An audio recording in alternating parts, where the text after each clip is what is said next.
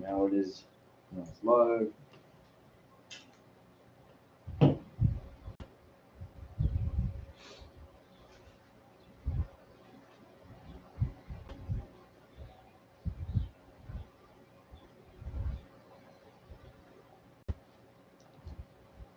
All right, here we go. We are officially live. Hey, what's up? What's up, YouTube? It's Mr. Pacos Chingasos here, and I'm back with another episode of Pacos Chingasos, and I got my good friend Hoboman, aka Jordan Calubs, and he brought some natty lights, and we're gonna get into it. That's right. So, all right, man. Just before I start off the episode, I just want to let you know. First thing is I'm gonna talk about politics and religion. Okay. And that's just the one thing. And then the second thing is, if anybody hasn't told you they're excited to see you today, just know that I am. I guess I will refrain from talking about the Lord and Savior Bruiser Brody. Yeah. I mean, if it's Bruiser Brody, I'll let it slide. Okay, You know what I mean? all So these questions that I have for you, they're just this is how I see it is they're basic, but it's one of those where it's like it's the me getting to know you, and then I stream it, and then if this is the episode that gets millions of views, your fans get to know you through here and help me help you help us. Listen up, hobo maniacs. Let's get into it.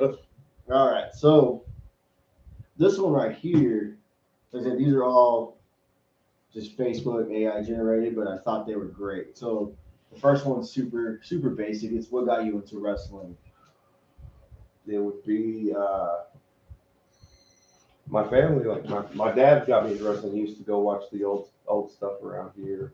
You know, the old Western State Sports Territory stuff, and tell me all sorts of stories. Started watching it, started getting into it, and never put it down from probably 5 years old on, maybe even before. Nice. As long as I can remember. So. Nice. I like that. So this next one is, what's your favorite wrestling promotion and why? It's my favorite wrestling promotion. Two, I guess I'll name two. World Class Championship Wrestling. Both promotions not open anymore, but World Class. From what I've watched lately, that's really all I watch. Right. Is a bunch of World Class, and then because man, it's just what pro wrestling should be, in my opinion. Yeah. And I guess the one that changed me was ECW when I got stayed up till I guess probably like 3 o'clock in the morning. News Channel 7 had ECW on. I guess the Funker got us on. I got him on there. Yeah. And I had heard of it and read about it in magazines, and then finally getting to watch it. It was like that meme where Elmo is at 12. It's literally me. Yeah. I was 12 and like, oh my gosh. So when you were watching ECW, who's your favorite in around that time? Rest in peace, Sabu. Okay. That's kind of who I was tuning in for, and Raven.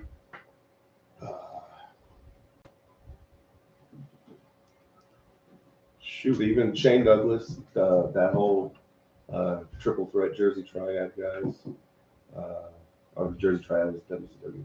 Now I'm getting. No, you're I get hit in the head a lot. So I get it. sometimes Man. I'll cross wires, but yeah. And Terry Funk, Fuck yeah. like I mentioned before, like hometown hero. You got to be. Yes, sir. Of course, being from Amarillo, Texas, got to salute the hometown hero, Terry Funk.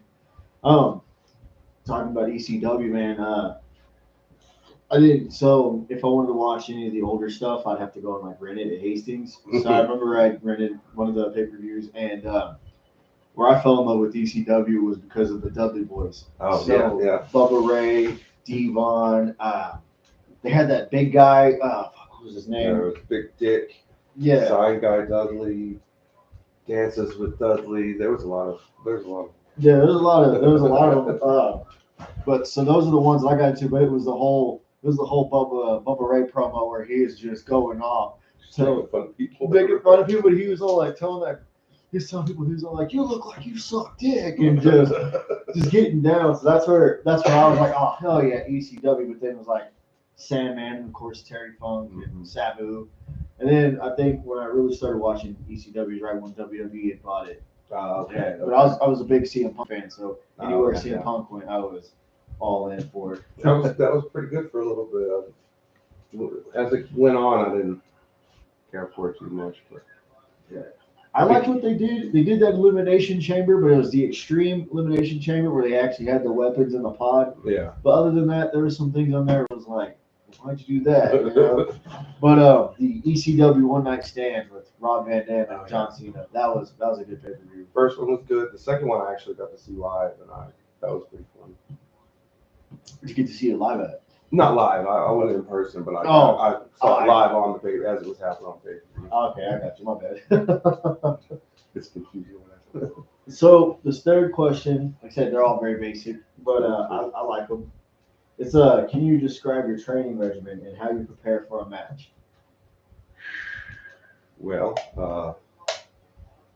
me and the spirit training entity that powers me, and the help of the Hobomaniacs, and well, training regimen is just basic push-ups, sit-ups, lift weights, and when I get getting myself ready for matches is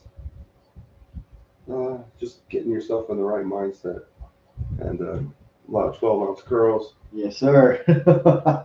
I'll drink to Cheers, that boys. one. Yes, sir. Oh, yeah, the 12-ounce curls. I was gonna say, what year did you start actually training for wrestling? 2003, 2002. I guess it was more around 3.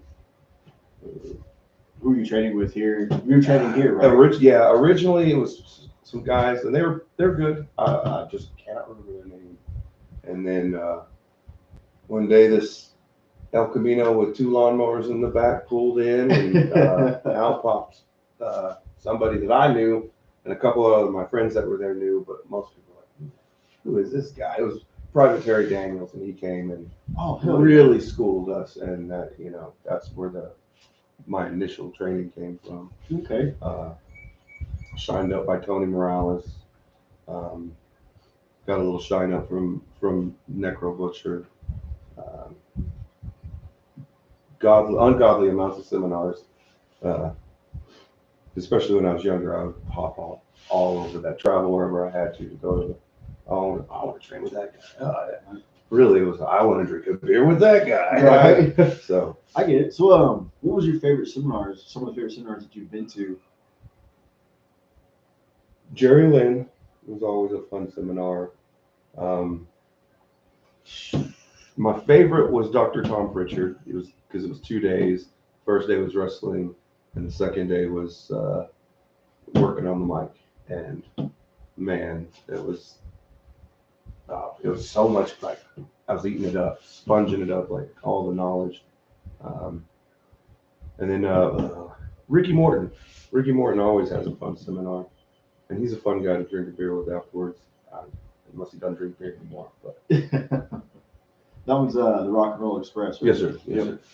I wish one thing, talking about Ricky Morton real quick, I've seen some of his old school matches back in the day, and one thing is every time that the Rock and Roll Express goes to AEW, they just get the shit kicked out of them for no fucking reason. Yeah, It's like, you guys should just quit going to AEW.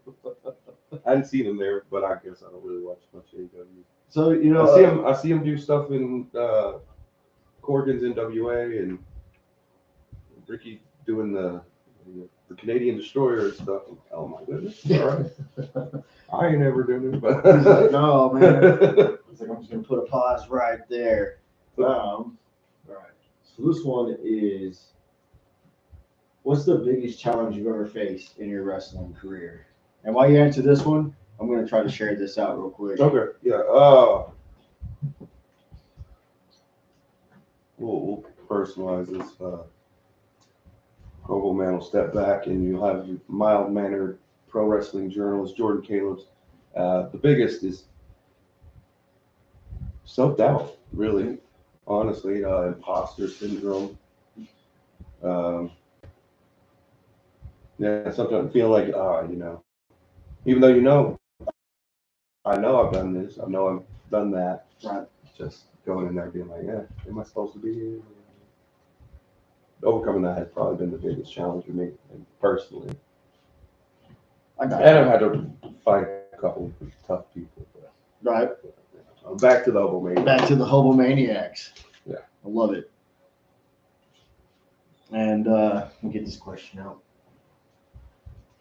So we've actually talked about it, but this one is actually pretty good. It's like, so who are your biggest wrestlers influences and why? And so I know you listed some of the seminars that you've been to, but you listed Private Terry Daniels. I'm sorry if I blanked out. I remember Jerry Lynn. Yeah, Jerry Lynn, Um, the Necro Butcher. Yeah, big influences on. I talked about Bruiser Brody at the beginning. Yeah. Bruiser Brody is one. Raven. I mean, a lot of the style. Headbutt wise, the Missing Link. If you don't know who that is, go back and watch the Missing Link. You think I headbutt a lot? He's where I'm learning a lot of new ones from now. The Missing Link. So now I'm the man of 1,003 headbutts so far. The man of 1,003 headbutts. Oh yeah. So I'm definitely gonna add that to my list of people to check out wrestling. So I've done this podcast, and originally it was for wrestlers. And, Oh, yeah. And so far you're now that I've done like a season 2, you're the first wrestler that I've had on here. Oh, really? I'm very appreciative of that. Yeah, thank you. So- Thank you for having me on. Of course. My knowledge of wrestling is very limited to certain things. So when I was younger, I watched a lot of the Attitude Era, Mm-hmm. right into to what I really can remember is I remember right when World Wrestling Federation was out and became World Wrestling Entertainment. WWE. And I remember the Monday Night Wars where Vince had originally bought WCW. So there's a lot more in and out, but it's like that's why I like to turn to, people who've been around and have known wrestling for so long. That was like, Bizarro World. I remember that night. Like, what? This is on TNT? What's going on? yeah, it's one of those things where it's like when I look back, I'm like, damn, but I love talking about it with with wrestlers who've been around, who've Yeah. seen it, and and so it's like, oh shit, getting y'all's opinion on it. And I apologize. I was trying to get all this shared before everything was going, but now that we are here and it's shared and people can continue watching. And so, I know we said the influences yet. And so, talking about influences, you mentioned the Necro Butcher earlier, and so the Necro Butcher is here in our hometown. Mm-hmm. What's it like? Is he like a mentor to you? What's it like just having him around and stuff like It's that? been great. He's a mentor to me, the family that that I'm around. He's family to us. He's been.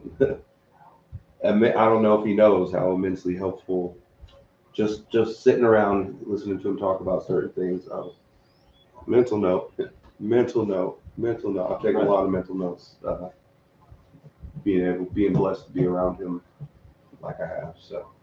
Hell yeah, man! I like that. I love to say that. It's just in the short time that I've got to know him, he's been one of those great guys just to listen to stories to. And that's one of my favorite things. Is it's like the last time we hung out, we were all just sitting around drinking real American beers and just man listening to y'all tell stories to me. So it's like even though I was wrestling training for a little bit, got injured and just kind of just took time away to do other things.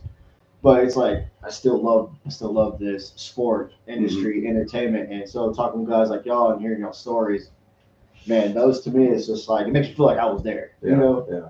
And so that's why I like, I'm glad that you were the first wrestler that I get to interview in this second season. Yeah. So again, thank you, man. The good stories they're definitely with Necro, and then maybe get me and V together and get us real drunk sometime. We might reveal the real good stuff. All right, hey, that sounds like something we can make happen here shortly. I am looking to make another episode. I've been messaging people to try to get to get going, but Mhm. I've been slowing down so I can get other stuff done too. Yeah. This being episode 7, I'm actually off to a real good start. Yeah. You know, I kind of just I cut a lot of things out and was like, all right, let's do it this way, try it this way. That's why there's no microphones, just because that camera right there Picks it up pretty good. picks it up. You know, we have great audio right now. And, Good, good. Sometimes I'm soft spoken, I guess. oh yeah, but I mean, other than that, man, like I said, that'll pick it up most definitely. Okay.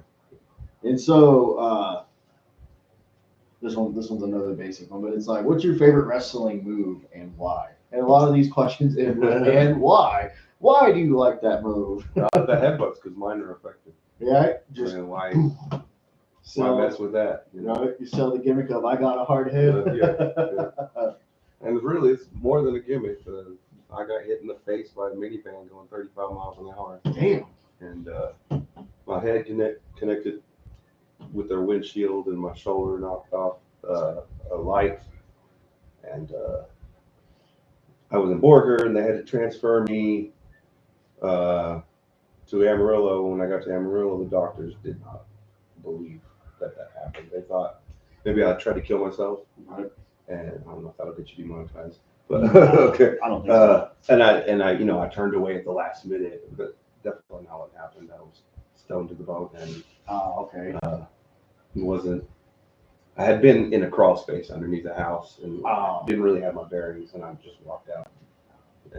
But Okay. then I got sued for the damage my head did to their minivan. No, I will not go any further than that. I just, when you said that, I was like, oh shit. You know what I mean? No. It's not really bad. They couldn't bleed me. I was 20 something. I had nothing to my name, so. We just doing like some plumbing work or something like that, being in Oh, the crawl space. Yeah, doing like foundation stabilizing. Make sure doors didn't creak or. Okay. Yeah. All right, I got you. That makes sense now.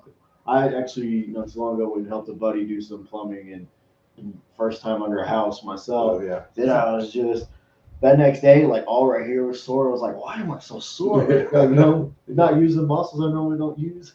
Get like the muscles right on both sides of your shin from scooting my toes along the dirt sometimes. All right. Some of them would be real low and you have to dig yourself through it. I hated that. The sit-up ones, I was like, this is like playing Final Fantasy when I was a kid. It's a dungeon.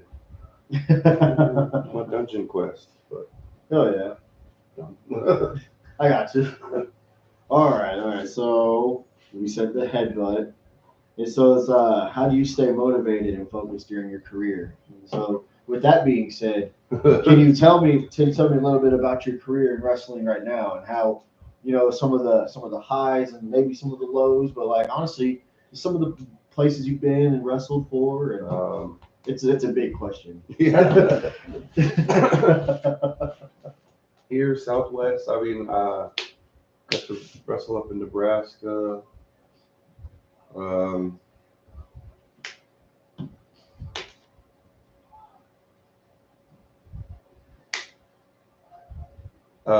Wrestled in California for the first time, I guess a couple summers ago now. But that was amazing for for Dirty Ron McDonald. His promotion, that was very fun. It was an experience. It definitely was. I got my can of PBR over. So everybody's cheering for PBR. Oh yeah. That's pretty cool, man. Yeah. But mostly, shoot. Lots of highs. I've gotten to be across the ring from a lot of great people. The lows, they can get pretty dang low. I don't know. I mean, we can do without going into Debbie Downer stuff. No, I get you. We can leave it at that. I was wondering if it was like, I guess for a low, it'd be like having a super high winning streak, and then next thing you know, it just, and then that, roller coaster back up.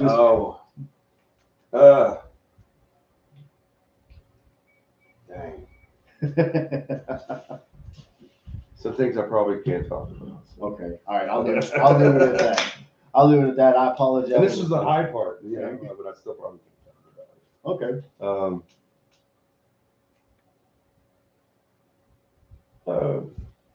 Getting to help with being in Western State Sports Pro was pretty important to me, and given the platform or having that platform for everybody was great. And I know that ain't done and that ain't dead. It's just we got to, Yes. the right time, the right place, and move in silence because I'm tired of telling everybody my plans and Right. looking like a fool when God laughs. I understand completely. I understand completely. Like I said, I won't go any further than that. And honestly, man, if we get to all that, especially we can just sit here and just bullshit too. Like you know what I mean. I'm always down to do that. Listen to some badass stories. But so this next one says, how do you handle injuries and recovery? I don't get injured. I don't know. He's like, it just happens, and then I'm back when I'm back. I wrestle a lot smarter because I'm not a spring chicken, so I wrestle a bit smarter nowadays. But when I do, heat, ice, sleep. Excuse me. That usually works really good for me. Like ice baths. I take the girliest baths you've ever seen. Hot baths too. Oils. These little Epsom salt things, and then little alcohol things that hot cold your muscles.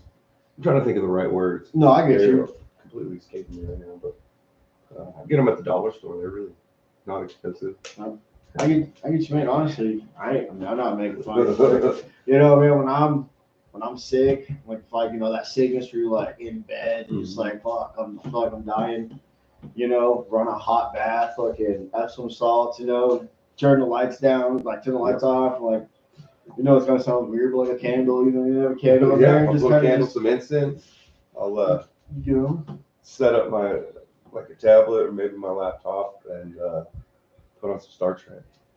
just pass, not really pass out, but kind of just relax. Yeah. I've done it, so I'm not knocking you for it. I think the best way, one of my things is even me now, 31, and I'm trying to get back into skateboarding and doing all this other shit. And it's one of those things. It's when I feel like I hurt, I'm like, all right, I know my go-to regimen. I tried skateboarding once. I remember falling down.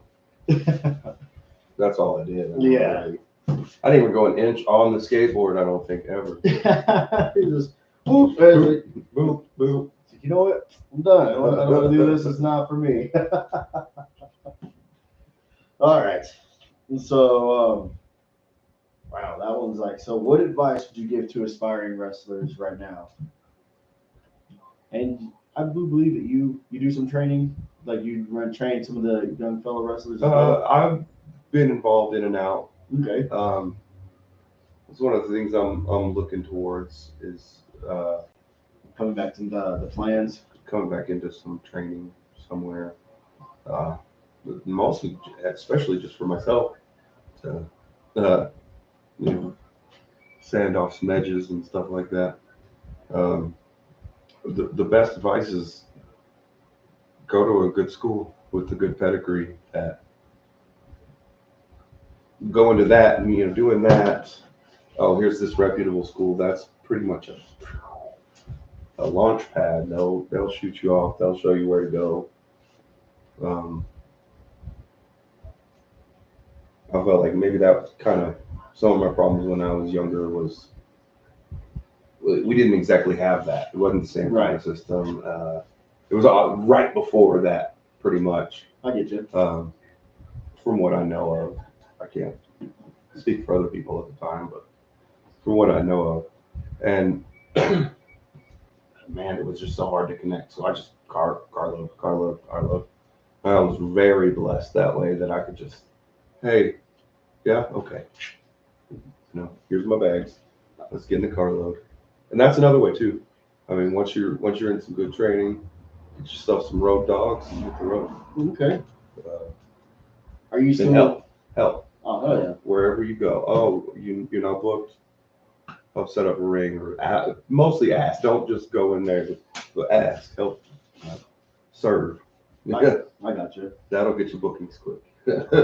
I got you. That's honestly some great advice because it was one of the things where the one wrestling trip that I did go on, I went in there and was like, oh, do you need help with this? Is this what can I get at? Well, I watched you put together a ring. I was like, dang, okay, you sure you haven't been doing this for a while? that ring, Especially the little boys. yeah, man. So that specific ring that we're talking about, I know that ring at the back of my hand. It's one of those that I showed up, set up, come back. It was just right. This is right around the time where I started training. It was shout out to, I'm not gonna mention names, but shout out to my old trainer. We're still good friends to this day.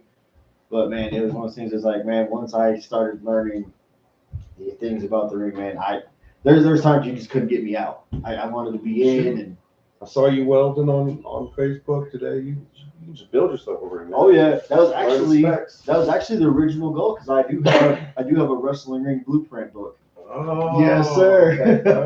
All right. It was one of those things where it's might be hitting you up, actually. Yeah, man. let's figure out the cost of the material. Yeah, man, that's really what it came down to was cost of material and then just timing. But it's like right now, so I'll give you a little bit about myself at the current moment. So right now I'm currently unemployed, and I've been doing today welding stuff just for that. I'm also, but my thing is the thing that I'm building is a two-purpose. So not only is it going to hold that when we do shows for my band or when I do podcasts on live on locations. Mm-hmm.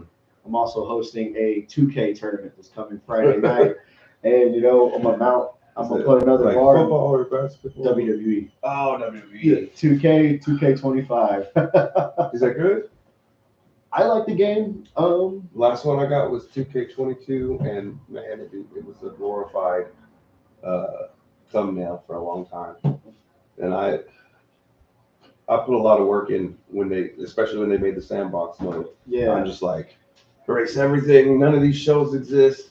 This show's right here. This show's right here. This show's right here. These are the belts. I booked the whole territory, Hell yeah. And it kept deleting it on me. The universe mode. Yeah. And it just kept deleting it on me and deleting it on me and deleting it on. I'm like, I cannot put another 48 hours bleeding my eyes out. Does that look like Samatamo to you? It's one of those. It's all like I gotta walk away from this for 5 minutes, come back. No, I get it. No, honestly, if I give you my honest opinion about WWE 2K25, I like the things that they added to it. I like the ambulance matches back and barbed wire that they've added to, and just I generally like the storyline that was brought to the game. But other than that, like the gameplay is great, everything's great, and the new characters coming in. But I'm the same way. I'll start like the story mode, and I'll play until I can't even blink anymore. So that's one of those things. It's like now that I have my buddy's birthday, so it's also my buddy's birthday. That's why we're doing the tournament. But it's like there's no things. It's like they all play, so it gives me reason to play more because this last week they whipped my ass. I thought I was good, and then I played them. I had to cheat to win. Thank you. I pulled an Eddie. I had to cheat to win, and that's what I did. I waited. So my buddy, here's a good, just a little backstory. I think it'd make you laugh, but I kept doing the whole storyline of AJ Styles beat up John Cena. Oh yeah. So my buddy was playing John Cena, and he was fighting the AI, and we're wrestling Lex Luger, and so he kept hitting Lex Luger with the AA. He kept kicking at him, and I'd come in and like kick him, then I'd run out of the ring. But when I kick him, I go beat up John Cena and then run back in. And, that's how I won. Is eventually he got pinned, and then I just hit the Styles Clash. We used to play like the old PlayStation SmackDown and No Mercy on N64. Yeah. We had this thing that we called the Most Evil Championship, and it was like your opponent had to be bleeding to win, and all sorts of other stuff. And then one time when they first came out with like that universe mode, that big sandbox mode where you could change everything, I did an alternate 1998. I can't remember the specifics, but it was just like instead of the Finger Poke of Doom and Hogan rejoining NWO, Sting stayed with it, but Sting turned bad, and it was like a Wolfpack bad guy Sting. And then this other thing with ECW, because you could do the different brands. Yeah. But it was an alternate 1998 that went on. I think it went on to about 2005. A big nerd moment. Big. Hey, I feel you there, man. What if wrestling edition? Right. I like it. I used to play. So I used to own all of the SmackDown versus Raw. Mm-hmm. Actually, in my now into my 30s, I've actually restarted my PlayStation 2 collection, and so far I have Shut Your Mouth, Here Comes the Pain, SmackDown vs. Raw 2005, 2006, and now I got to get all the way up to 2009 is I believe the last one they did for PS2. I emulate. Oh yeah, Except for Nintendo. Yeah, shout out Nintendo, we don't do that over here. But no, man. So yeah, I know they hate emulation. I think. right. I think that was it. But I know we were talking about the welding of the rings and stuff. Yeah, man, I'd love to build one. That was actually one of the main goals and why I wanted to do wrestling is just to build a ring. Now, I mean, I follow people on Facebook that build rings, like the company Right Rings. Mm-hmm.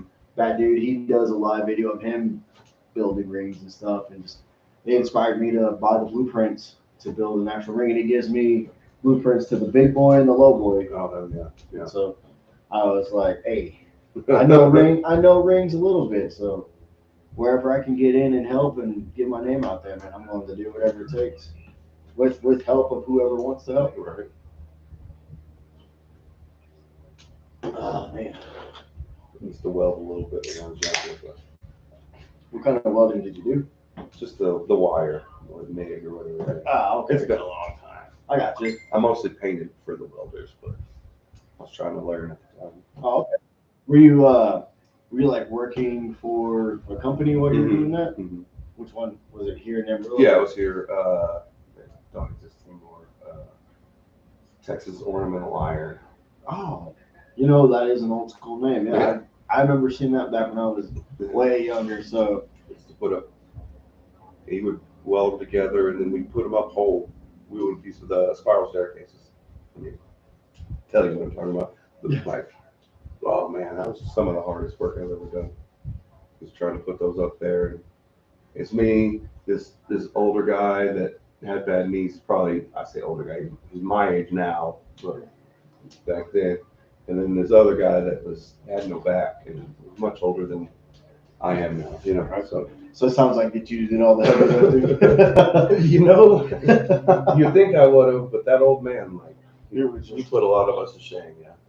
He was an old Vietnam drill sergeant. Oh, okay, I got you. Wasn't the nicest guy to work with, but you know what I mean? got it done. You know, with those one of those hard asses, man. You know, it's the hard asses, man. Like, even though they're hard asses, but like they're one of those, or they're not sweethearts, but they're dropping knowledge on you, but they're doing it the way that they know how. Yeah. So it's like Sometimes that way sticks Yeah. better. You remember that? And honestly, a lot of things that I do now is because of my uncle, and he would be like, "You dumb motherfucker, why can't you get this?" And I'm like, "I don't know."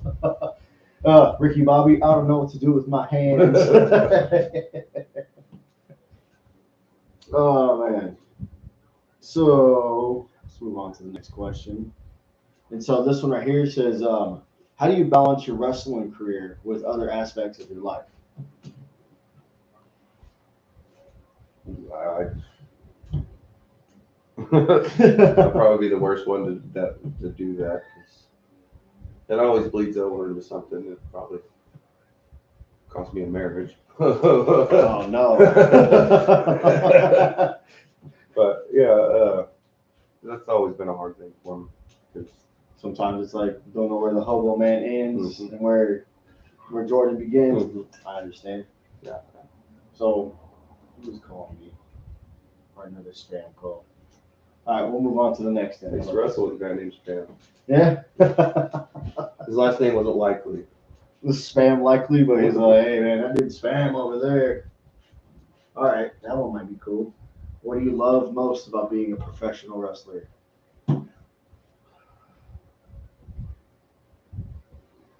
It's twofold. I like camaraderie.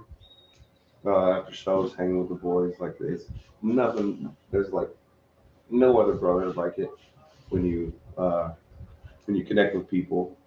But and then there's something about like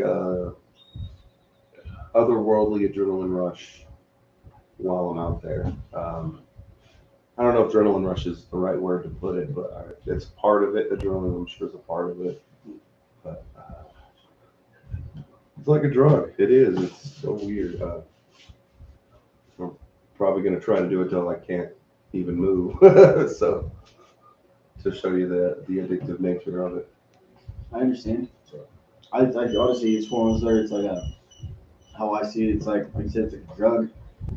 I've never had the experience or to get the chance to experience that just because like injuries and stuff. Mhm. But watching everyone else wrestle, because I've seen you wrestle a few times. I always say it's one of those things where it's like to me, like watching wrestling, it's and hearing other wrestlers talk about stuff with the crowd. You gotta. If the crowd's involved and the match is, going the way it should, and from there, man, like you said, watching it, being a fan, it's I love it. I try to go to more independent shows around here and stuff, but it's with timing and then doing this and being in a band. Yeah. It's just always finding the time to Find that time is hard. Yes, sir. Okay, so this one right here says, "What's your favorite thing to do when you're not wrestling?" I like to drink beer and listen to music with banjos in there. Hell yeah! Yeah. Shout out to Holy Locust. I'm gonna say, isn't your Hoboman theme song just banjos and? It's got banjo to it. It's Tejon Street Corner Thieves. And hell yeah. It's got a sick banjo solo in it for sure. That's I always try to my entrance is hella long because I'm ripping off some Boogie Woogie Man and I'm ripping off Sandman a little bit with the beer, but I always try to extend it out to that goddamn banjo solo. It's so good. Like that. You're welcome, people. You're welcome. Yeah, you're welcome. He's like you. This solo is not wanting to miss. Yeah. Damn it, it's calling me again. Asshole. Anyway, I don't know why, but so when you're doing you're walking through the crowd when you enter, and so it's kind of like cheersing people, take a big ass swig, and then just go from there. Around, put their hands up. And then everyone's behind you when you're doing that. Yeah, just a good time. Yeah, there's been like places that's new. It sometimes takes a little bit to win them over. He's just weirdo. Right. But usually, 9 times out of 10, it wins them over pretty good. Oh, yeah. I was gonna say, so what is the difference between Hoboman as in the good guy face and then Hoboman as the heel? There's no heel Hoboman. There's no heel Hoboman? Okay. Hoboman can't be a heel. He's a superhero. Right? He's mind controlled by like Brainiac or something. And that's not even the right universe. So we're gonna figure out a villain. Oh, okay. All right. But no, they're Jordan Calubs was the bad guy, and for most of my time in wrestling, I've done that. So just as being so Jordan. The Hoboman thing is fairly new. I mean, it's not new, but last I guess 7 or 8 years now. Maybe. I don't know. Somewhere close, surely. So it's fairly new, and I like the challenge. It's different. Being bad just got too damn easy and boring. Right. I'm done with it. It's so easy to make people hate you, or at least for me. I can't say everybody because it probably is totally different for somebody else. There's probably some dude out there that's like, I can't get anybody to hate me no matter what I do. He's like, All I had to do was like, I can see what would piss you off. So I'm gonna talk smack about certain politician or politic or this, that, or that, the other. If I know how to tweak you, that's so easy, right? That's so easy. I grew up punk rock, so like, fuck yeah. I knew how to offend people. I know how to offend people. It's easy. It's just being the good guy is much harder. So with like that being said, like, so being the good guy, what's it? So if you could tell me like what's it like to just to come in, knowing that like being the heel is so easy. So what makes being the good guy so difficult as this character? Does that make sense at all? Yeah, it's just not knowing. Oh man, are they even gonna like this? Or am I just looking like a dumb idiot? I'm waving my hands. I hope somebody waves their hands with me, because if they ain't, I'm looking stupid. So yeah, that's funny. That was the biggest. How's this gonna work? Are they gonna like me? I don't know. So the few times, well, not the few times, I've seen you wrestle before. Mhm. Actually, I've seen you wrestle plenty of times. Actually, just growing up out at TOT back Yeah. in the day. Yeah. And we talked about that a while back. The Wolfpack. I always forget the name, but I remember the wolf in the name. Was the Children of Fenrir, and then we had we called Certifiable Gun Control (CGC), but it was all run with the wolves. Yeah. The thing was like it was supposed to be Cobra, but with wolves. Okay. So that's where the first time I saw it. 'Cause I Okay. remember the first time was it's funny because I was just getting back into wrestling because it was right around I was winning most hated over there like 3 or 4 years in a row. right. It was man, fuck, what was going on, man? In the time frame. Okay, no. I remember the first time that I went to it, and it was the CGC, and the main event was what's his name? Started with a C. Anyway, he was wrestling Cholo, the Cholo, Okay. and then from there, the next show that I saw, I know you're not. Yeah, we're not. And so the next show that I saw, it was you, and you just did a match with this where you still had your face painted with the camo. It was kind of camoed, or was it black and white? That might have been the black and white. I tried to do this wolf face paint, and everybody's like, "You look like a Thundercat." So that was the last time I did that one. I thought it was cool though. I thought it was cool, but I remember. Then I did a black and white one where the black dripped down, and the black would drip down from my lips too, like drip down from my eyes and my lips. Yeah, so that was the one. That's actually the first time I saw you. Yeah. But you had the camo long pants and the black boots. Mm-hmm. And the most memorable part of that night was, I forgot who you were wrestling. You threw him into the turnbuckle, and you were in the other one. You just screamed "monkey flip" and just run.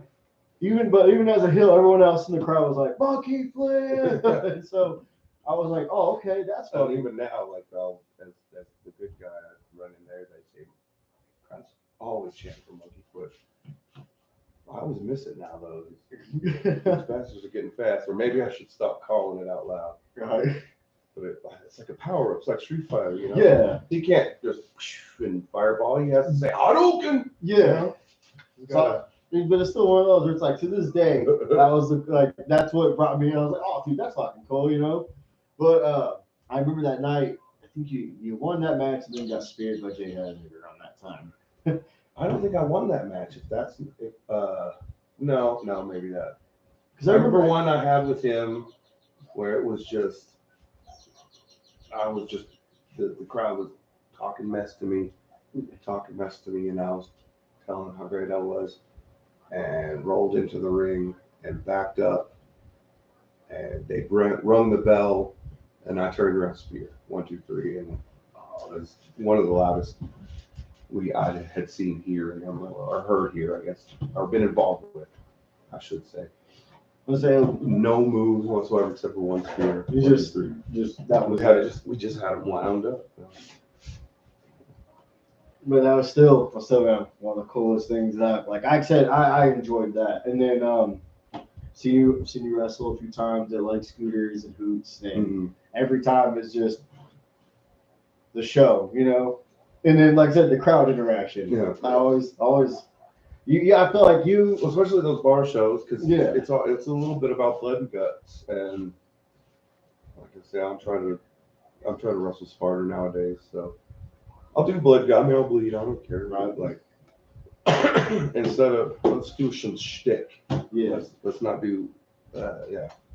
I wish I got to see like the earlier bar shows where it was you and B going around and Oh yeah. stapling each other. And Pretty stuff much like the that. only time that it was almost always wrestling at the bar shows. Like, so Was V? I think the question I'm trying to ask is like V was around in the time of like early days where you and him kind of came up together in the same way. Same training, same. We were in when we were in high school, and I guess for him late middle school too. We were in the same backyard promotion. Oh, okay. He would drive up from Pampa originally, and we got to wrestle at a strip club. That was our last like backyard show, which was wild, right? Like Bigger strip club. And Yeah, it's like, hey I'm man, like- by the way, there's some wrestling. well, then like 4 years later, they come out with that backyard wrestling video game, and one of the levels is a strip club. Well, their strip club level, they didn't make a ring out of strippers. We had the middle stage, had 4 poles surrounding it, so we put rope, and we had ourselves a little ring. And first time I ever bled in a wrestling match. I bled a lot, and I remember taking down the ring, the fake ring, just pulling down the ropes and stuff. Right. Then all the dancers at the end of the night came out and started tipping all the dudes dollars. And this one girl got really eager or into it or whatever. And I was wearing some like leather pants. This is 2002, guys. Right. And she's got that dollar bill, and she makes sure it is as close to in my asshole as she could get it. When I was buying cigarettes with bloody money and poopy money the next day, I felt so bad for the cashier. Oh, he's just like, well, Like, yeah, that's the one I'm getting rid of. It's like, nope. So, talking about V, Violent V. Did y'all ever tag team at all? Or Yeah, did y'all ever? Yeah. I was doing Sexy the Clown. Semi-androgynous clown gimmick. And we did a tag team called Sex and Violence. Just because I wanted to come out to be exploited. You know how to go into Sex and Violence? Yeah. Sex and Violence. Yeah. If we ever team up again, we're still probably going to be called that, even though I'm not sexy. He's still Violent V, but it doesn't matter. Right. It works. It's one of those things that it works. Like if you ask me, that's one of the badass fucking tag team names. It's like, yo, Sexy Violence. It's like, listen, not only is we're going to get violent in here, but it's going to be real sexy while we do it. I was going to say, would you love to tag team with him again in the future? Yeah. Or go toe to toe, either Right. one. I I don't think our story against each other is finished yet. So that's a finishing story. We're gonna take that back. Our saga is not yet complete. That sounds way more badass than finishing story. Honestly, right? It's like you cut that promo, and it's just all like the saga continues. It's like, There we go. Shit, here we go again. GTA San Andreas. Shit, here we go. Man, I love it. So y'all are still pretty good friends to this day, though, Oh right? yeah. One of the few that I still really hardcore keep up with from back day, from that day. So I was gonna ask earlier. I was like, do you still keep in touch with any of the people that you came up with or trained with and stuff like that? Every so often,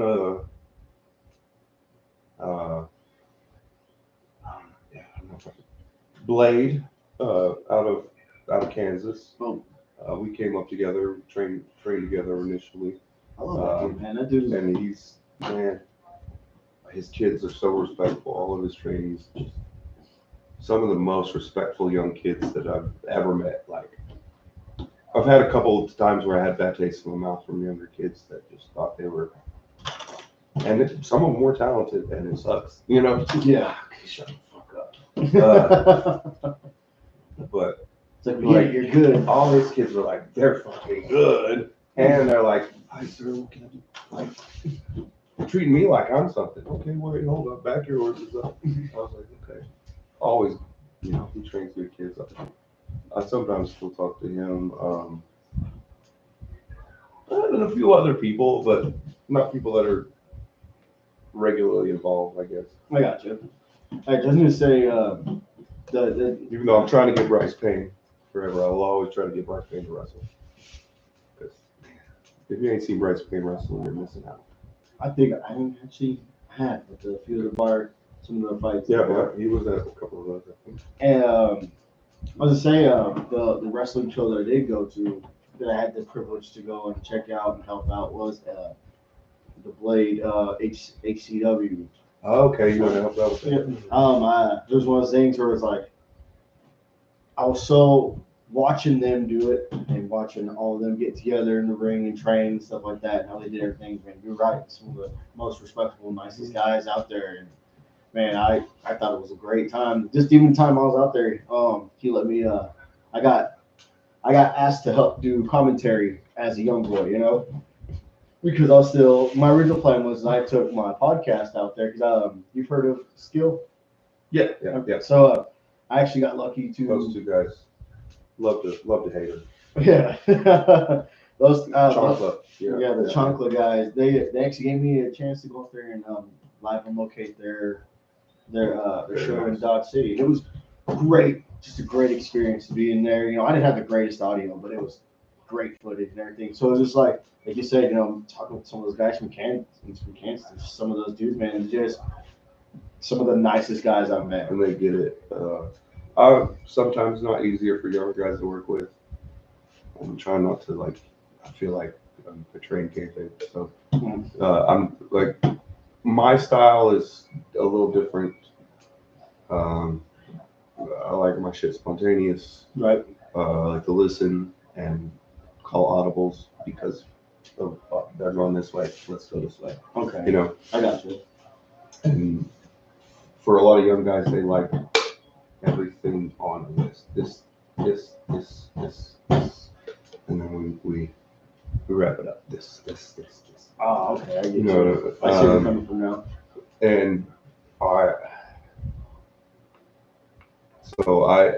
I'm not easy to work with if that's what you're used to. You know, I understand. And all those kids that I worked with that I have, like, they were, oh, okay, yeah.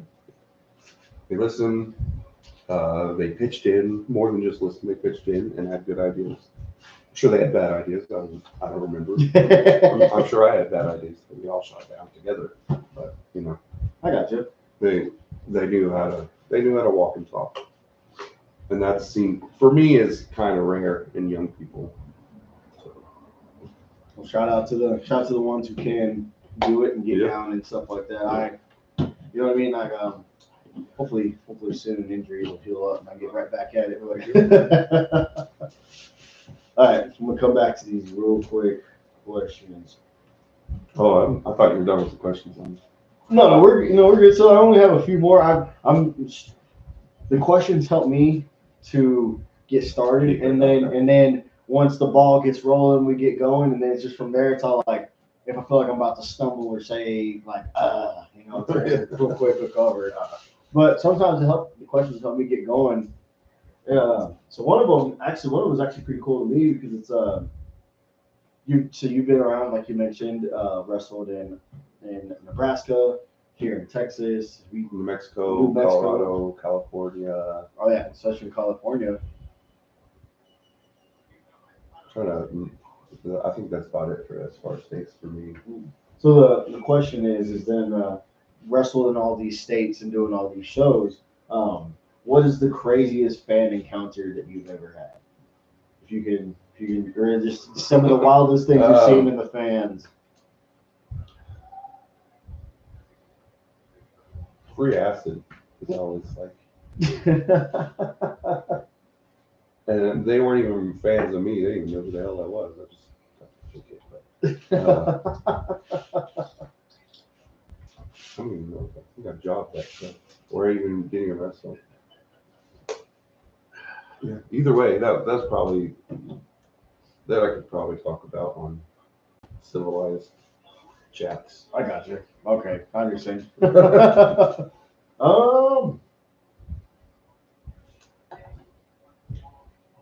right, so what's this one right here?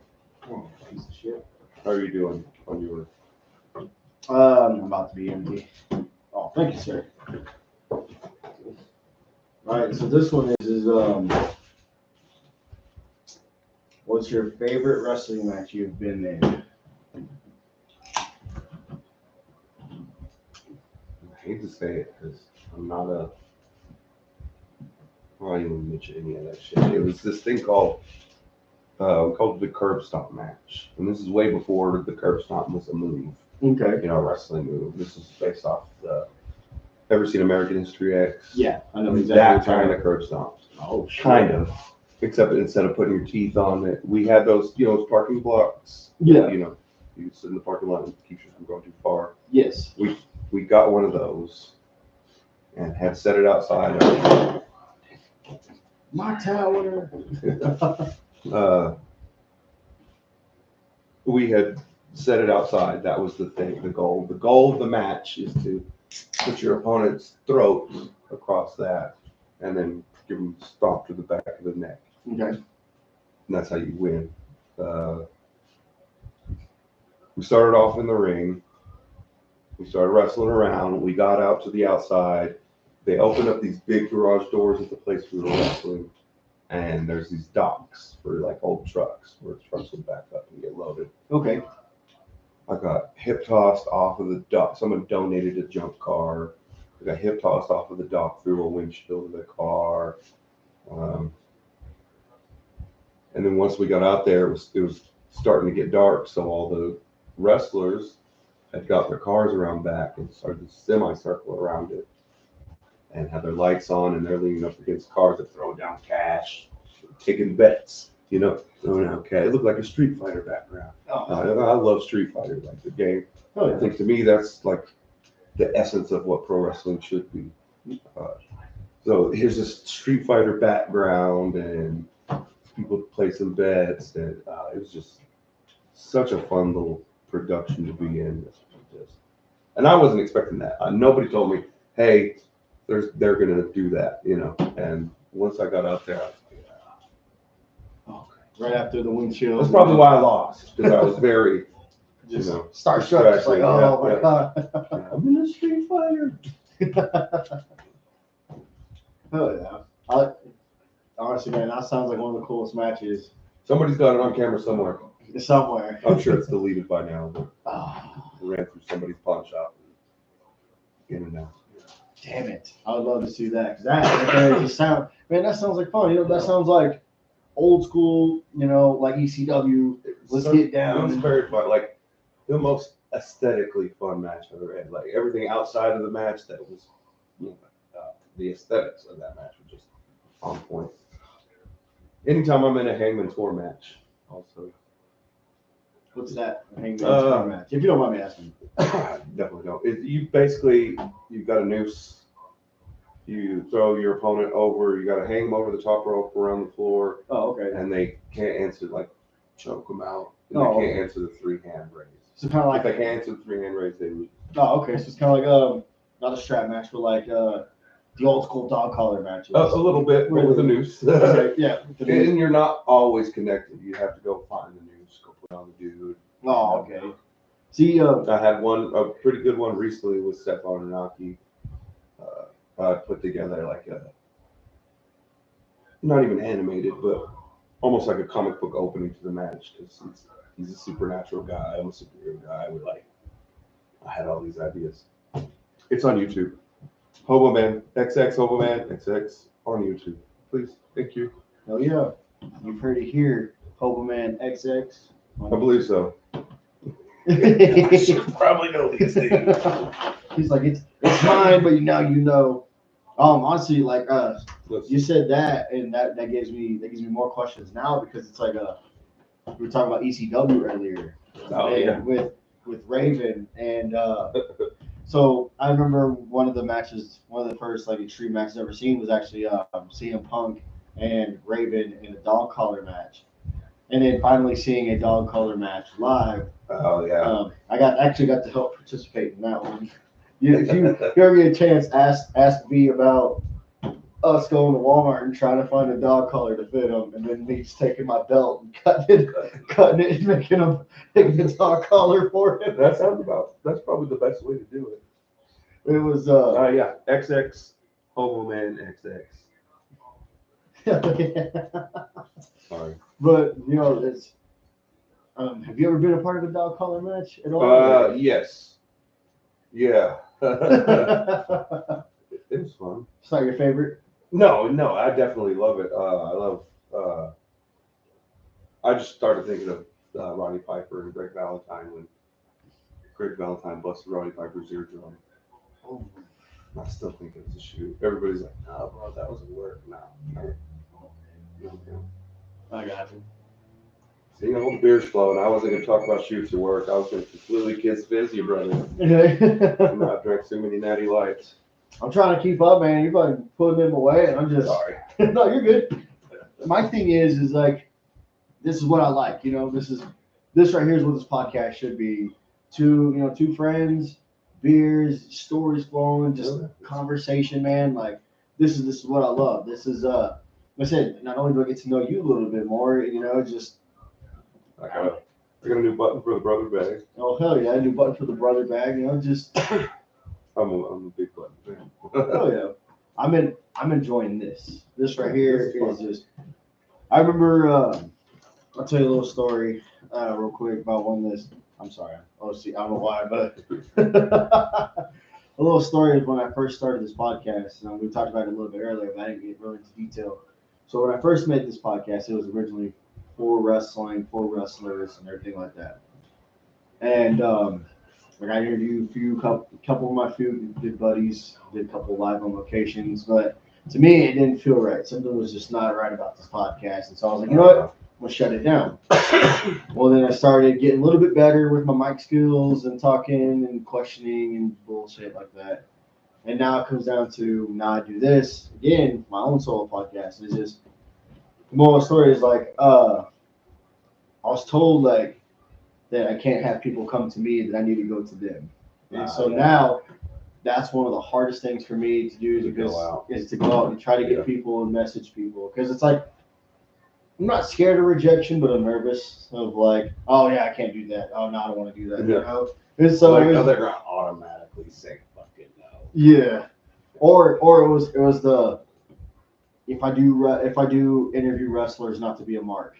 Yeah. Is the main one. Is the main one that I got was do not be a mark. And so when I think about it, a lot of these marks. Yeah. If you're in wrestling, you're a fucking mark. Right. Sorry, buddy. No, it's all good. Not you. I'm just. I know, but it's just people are like, don't be a fucking mark. Don't be a mark. I think of this Like, way. if you weren't a fan, then why the fuck are you here?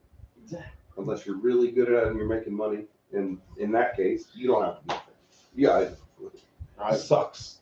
For those of us that love it and have a passion, but whatever. Right. I was like, I can't be Chris Van Fleet, but you know what? Yeah. I can sit here and talk. I can sit here and talk with people in my local community and get to know them, become good friends with them, man, and just have fun. That's what this is all about. That's what I was getting at.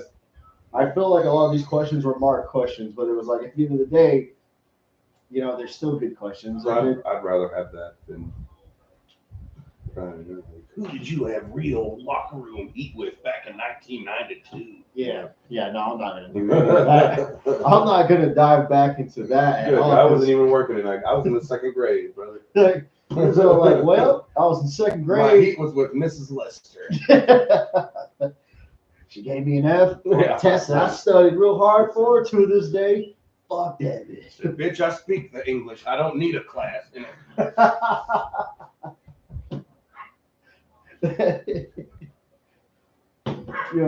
That's like I said, and that's why I enjoy doing this stuff like that.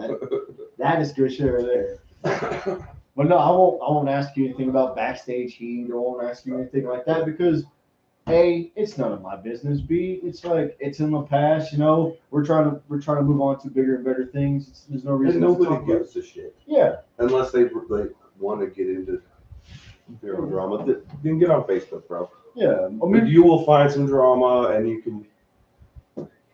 yeah. I'll admit it. Sometimes I'm like, he's talking shit on this lady.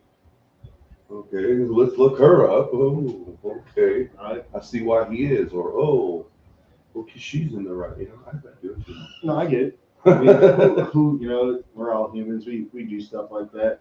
My thing is how I see it is if you had backstage heat and I was curious enough to ask about it, I'm probably curious enough to ask about it because A, it was a storyline that I've seen at Right. one of Played the local out. shows played out, or B, it was something that I was somehow somewhat involved in. But most of the time, it's like A, that's not my problem because I wasn't involved in it. B, I don't feel like airing that out on my podcast or anything like that because it's no one else's business. Who you it's like who you had issues with and who you did that with. You know what I mean? It's like Yeah. this is where it's like that's why I want to ask questions like that. I feel like I I feel like it's appreciate more respectable that way. You know? it. Yeah. And then a fun conversation. You get a person conversating good enough, you might get a little juiciness here. Yeah. Right? I feel like the stories that I get right here on the podcast, it's good enough. It's perfect because it's like that, but it's like when we're all kicking it in the backyard, a few beers flowing, there's a fire pit. It's just that right there is where the good stories are, and that right there is like they're not other people related, but I won't ask them. I won't ask for that or anything like that. It's just sit here and just kicking it is really all I ask for. Yeah. That's good. That's good. Now it's up to me to control my tongue after all these beers. Right. Well, No, I'm fine. I was gonna say, man, it's like, I'm 3 in. You're doing a good number on it. I feel like so far we're already an hour in. Okay, good. And Good. time has flown. And so I feel like already being an hour in, the conversation is just between two new friends getting to know each other, and that's the best part. I know I've said it a lot, but the alcohol is flowing through me, so I'm like, Here's where I get unprofessional. Can you monologue for a second and tell me where your restaurant is? yes. So you go through this door right here, and okay, you right back to the. So actually, that first door on the right, and you get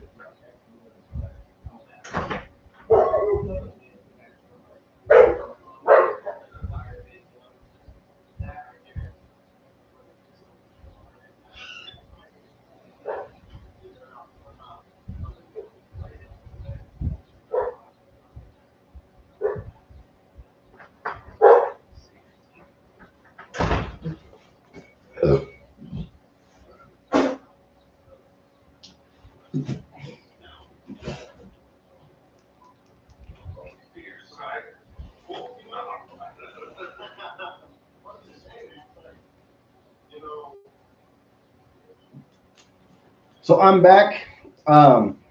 If you're still watching with us on the Pocket Chingasos with Hoboman, Jordan, Calubs, thank you. Thank you for tuning in. I've had a great conversation, and we're going to continue having a great conversation once he gets back from the restroom. But cheers to you for tuning in. Thank y'all.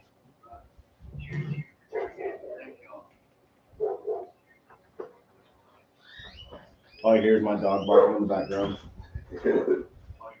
I got a girl doing that. My mama dog does that. She don't like people. So I just realized that we have a comment, and it's from Ashley Miller. She says, hi. Hi. That's it. Just hi.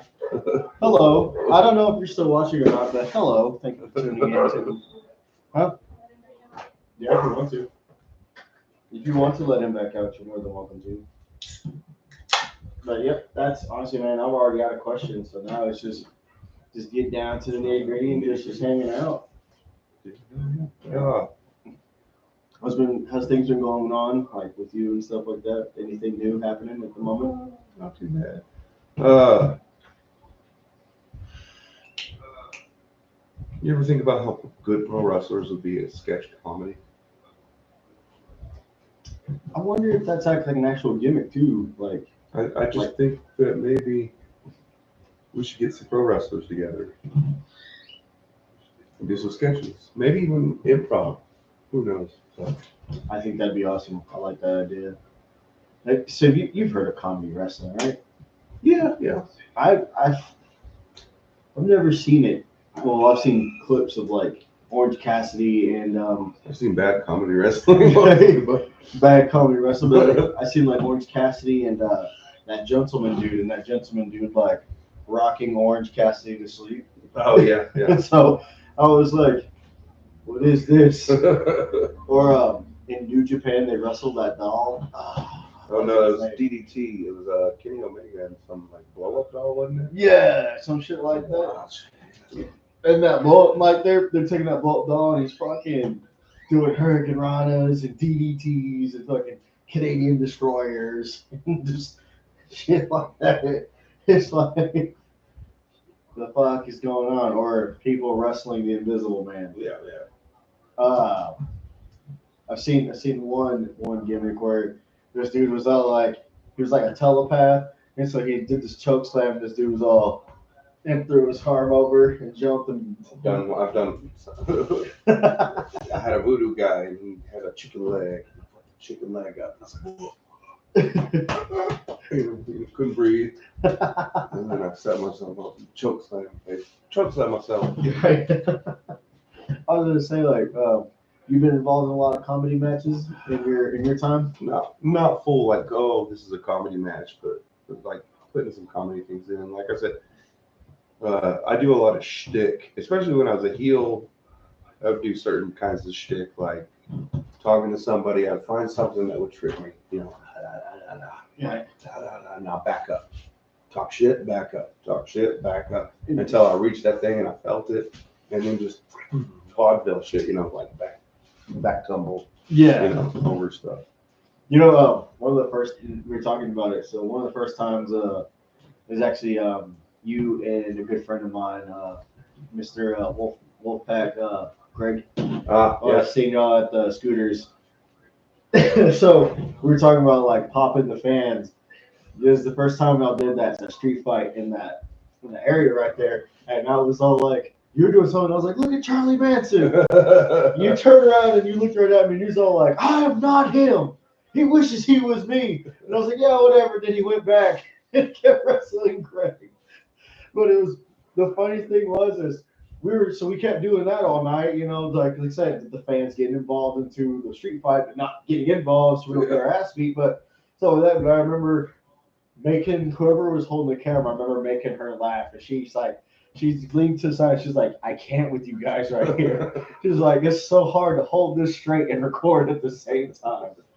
And so like it's stuff like that, I enjoyed. I thought that was great. Y'all I doing like that. throwing. I mean, I've never really done a pure like this is a comedy match, but or thought about, or like that was the zeitgeist of what we were doing going into the match. Yeah. But I always like, this is funny, like sometimes let me do this. This is hilarious. Okay. Not always is it hilarious to the crowd, but sometimes it is.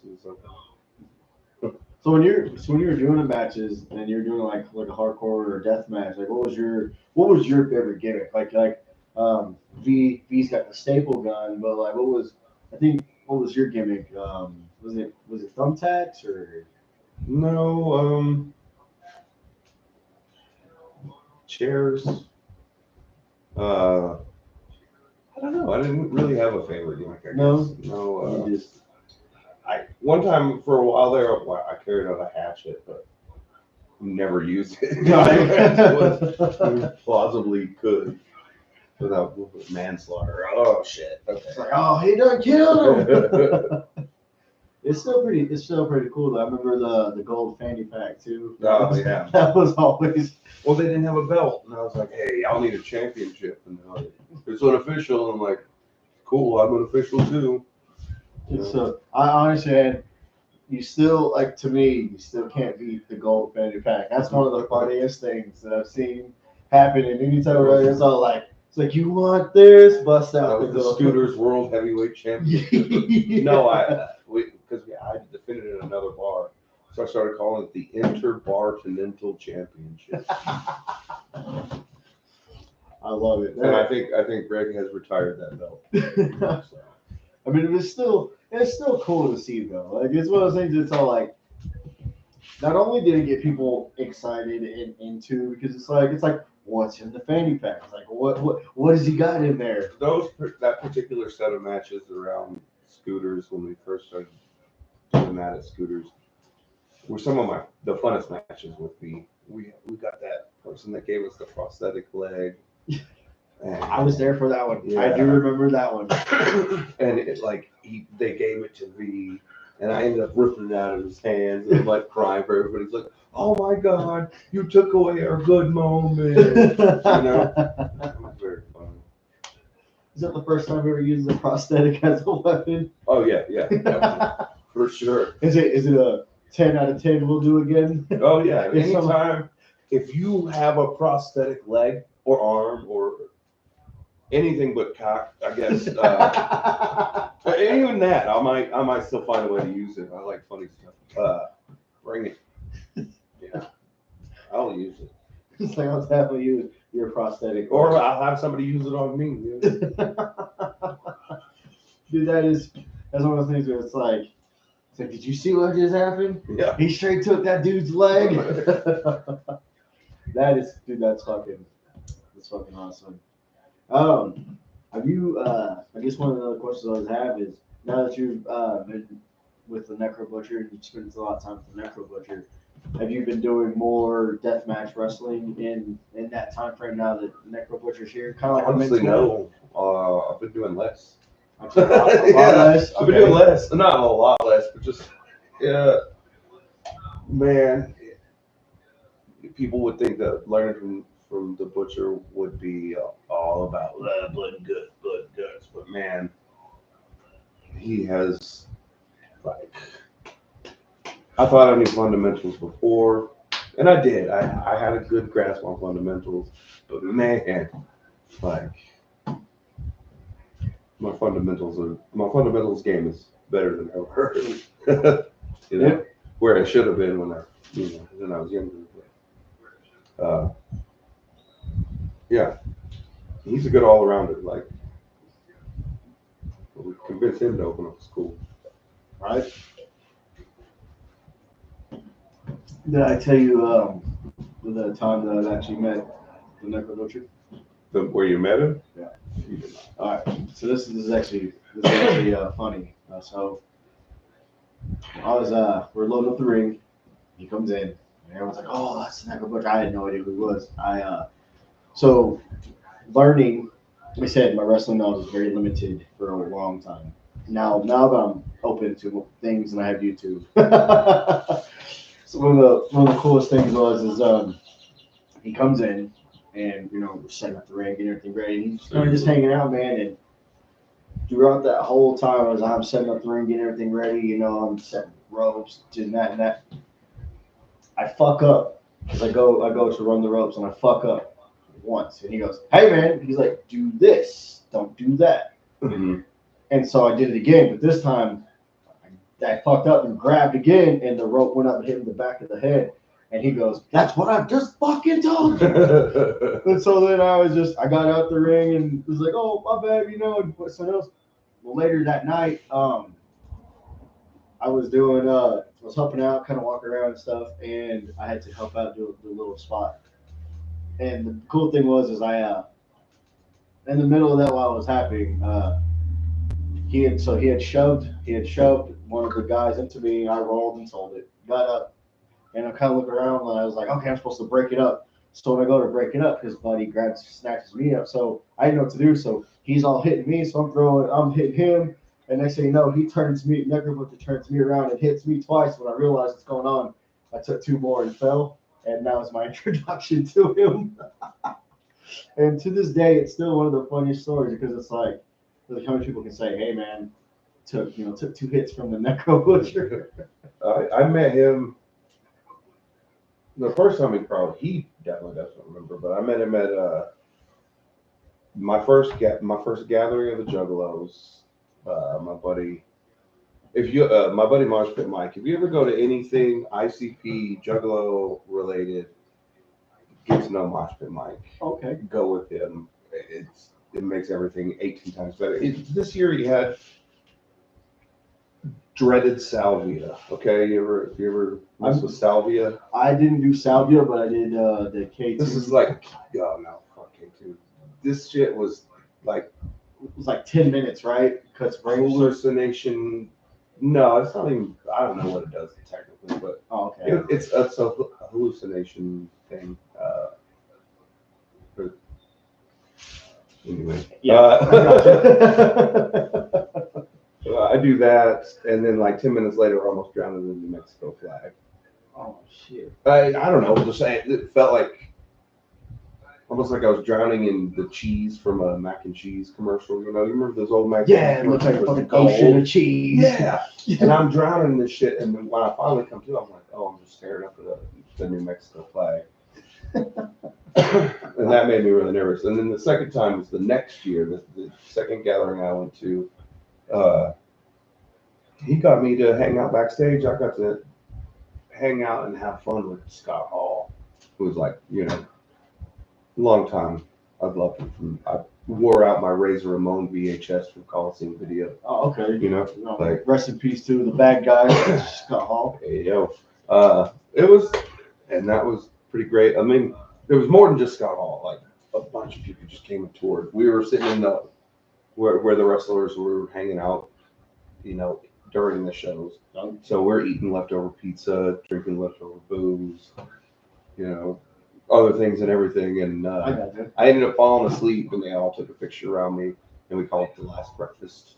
At the time I had like full beard and dreadlocks, and they were calling me Dirty Jesus. So I was the Jesus figure in the middle, except that I had passed out. It was like 7 o'clock in the morning at this point. But you still have that picture? I don't, and I can't find the lady that did, and like nobody that I talked to has recollection. Yeah, I recently got to talk to Mickey Nichols about it. She was there, and she doesn't even remember who that lady was.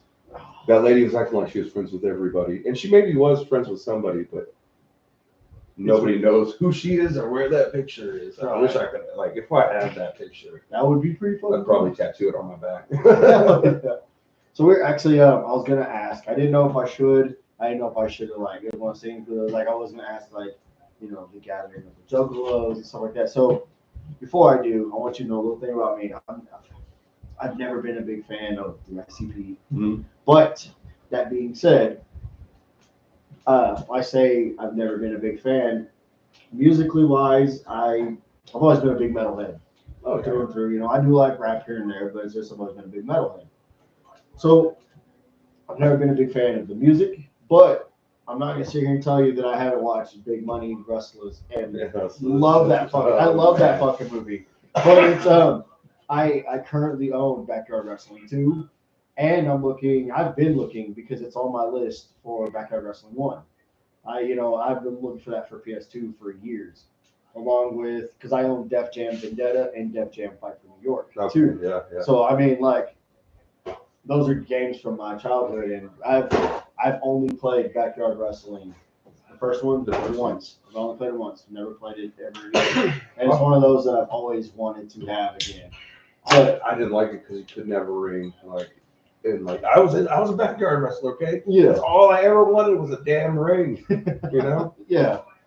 But so like I said, that being said, I didn't know if I should have asked about doing some of your stories from the gathering and stuff. But I don't have many great stories. The 2 times I was there, they would do these JCW tryouts, and I was a finalist. Pretty much both times. One time with my buddy Mosh, who I already talked about, Mosh Pit Mike, works for them currently. So we did this, but even before the Bullet Club was a thing, we did this thing we called ourselves the Finalist Club. Wasn't the same gimmick, we weren't ripping off the NWO, we're not ripping off, but homage. I got we call him the Finalist Club, and he's working there now. That's pretty much. I don't have too many. Would like to have more. You guys are watching. And so being a part of that though was it like they do? I've never been, and so if you could explain it to me in those ways, like is it like they would do? I can't really say much because I haven't been to too many other music festivals. Like the last music festival I tried to go to, I got kicked out of because of my dog. What was it like? Was it like It a was performer? heaven on earth, A performer would perform, and then like during intermission, do like a wrestling. There's like, okay, it's like, oh, here's a stage, here's a stage, here's a stage. Oh, so it's like 3-4 different stages. When I went, it was just one wrestling ring, but I don't know if it's more now. Like, oh, here's a different ring for here. Oh, okay. But it was, I mean, the Gallery of the Juggalos it's a whole different world. But it'd start off like 7 o'clock in the morning. Somebody be performing over here. Oh, I want to go see that. And end at 2 or 3, 4. And even after that, somebody's over here partying, playing their acoustic guitar on a campfire. Oh, okay. And somebody sold us mushrooms. I get it. So I get it. It's it's one of those things. It's like I was just curious because it's like I've never been, and one of those things. Where it's like, I'm naturally fairly reserved, and there it was like some of my friends were even like, "God, you're fucking obnoxious here," like excuse me, I'll wild the fuck out. No. So I had a good buddy of mine. He's he's already passed away a couple years ago, but he was telling me that he went to one of the gatherings, and that night they had Cannibal Corpse there, which I was wearing Cannibal Corpse t-shirt, but it's like I didn't know there was like they had like metal bands come in and stuff. I saw probably one of the best live performances I've ever seen, and like 80-something-year-old George Clinton up on the stage, singing his ass off, the whole on the funkadelic behind him. Backup girl singers on fucking roller skates, and at that time I was definitely on mushrooms. Oh my god, it was like probably in the first or second best live performance I've ever seen in my life. And I mean, I always liked George Clinton, yeah, hooky shit, yeah. But man, after that I was like, I'm probably a funkadelic freak. Like, let's put that shit on. I like that. Got the discography and up and down, And I've also seen other like just great live sets there. I was there for the Tila Tequila incident that one year. Oh, yeah. What was that? Was my first one actually. What was the Tila Tequila incident? They kept throwing doo doo at her. And, someone threw a pea-filled watermelon. Oh. Man, I don't know if it was warranted or unwarranted. I thought it was funny at the time. I know that I'm older. I'm like, that's kind of shitty. But was she like just talking shit? I don't think so. She was friends with somebody who was cool and down, and I don't know. I just don't think she was the right fit. Like, and they'll let you know there. Right.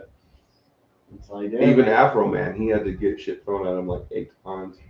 And then that last time he went, he was like, yeah, I love it. And these people love him. They loved him. Like, he won him over because he stuck with it.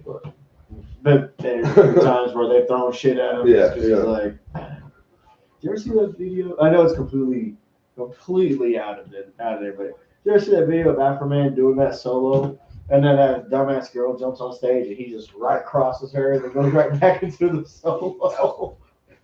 I'd like to see it though. Oh man, so I don't know where he was, but in the words of one of my good friends, he's like, Afro Man's doing this dog shit ass solo, and then this dumb blonde just jumps the barricade, gets on stage, she's all like dancing on him and shit like that, and he just drops the guitar right across, just boop, she falls and her man jumps on the stage and Afro Man kind of gives him that, neck pop, shoulder shit, and he just kind of grabs her and moves on. Pick her up. and then he just goes, and then just gets right back into the solo. And it's like, what the fuck?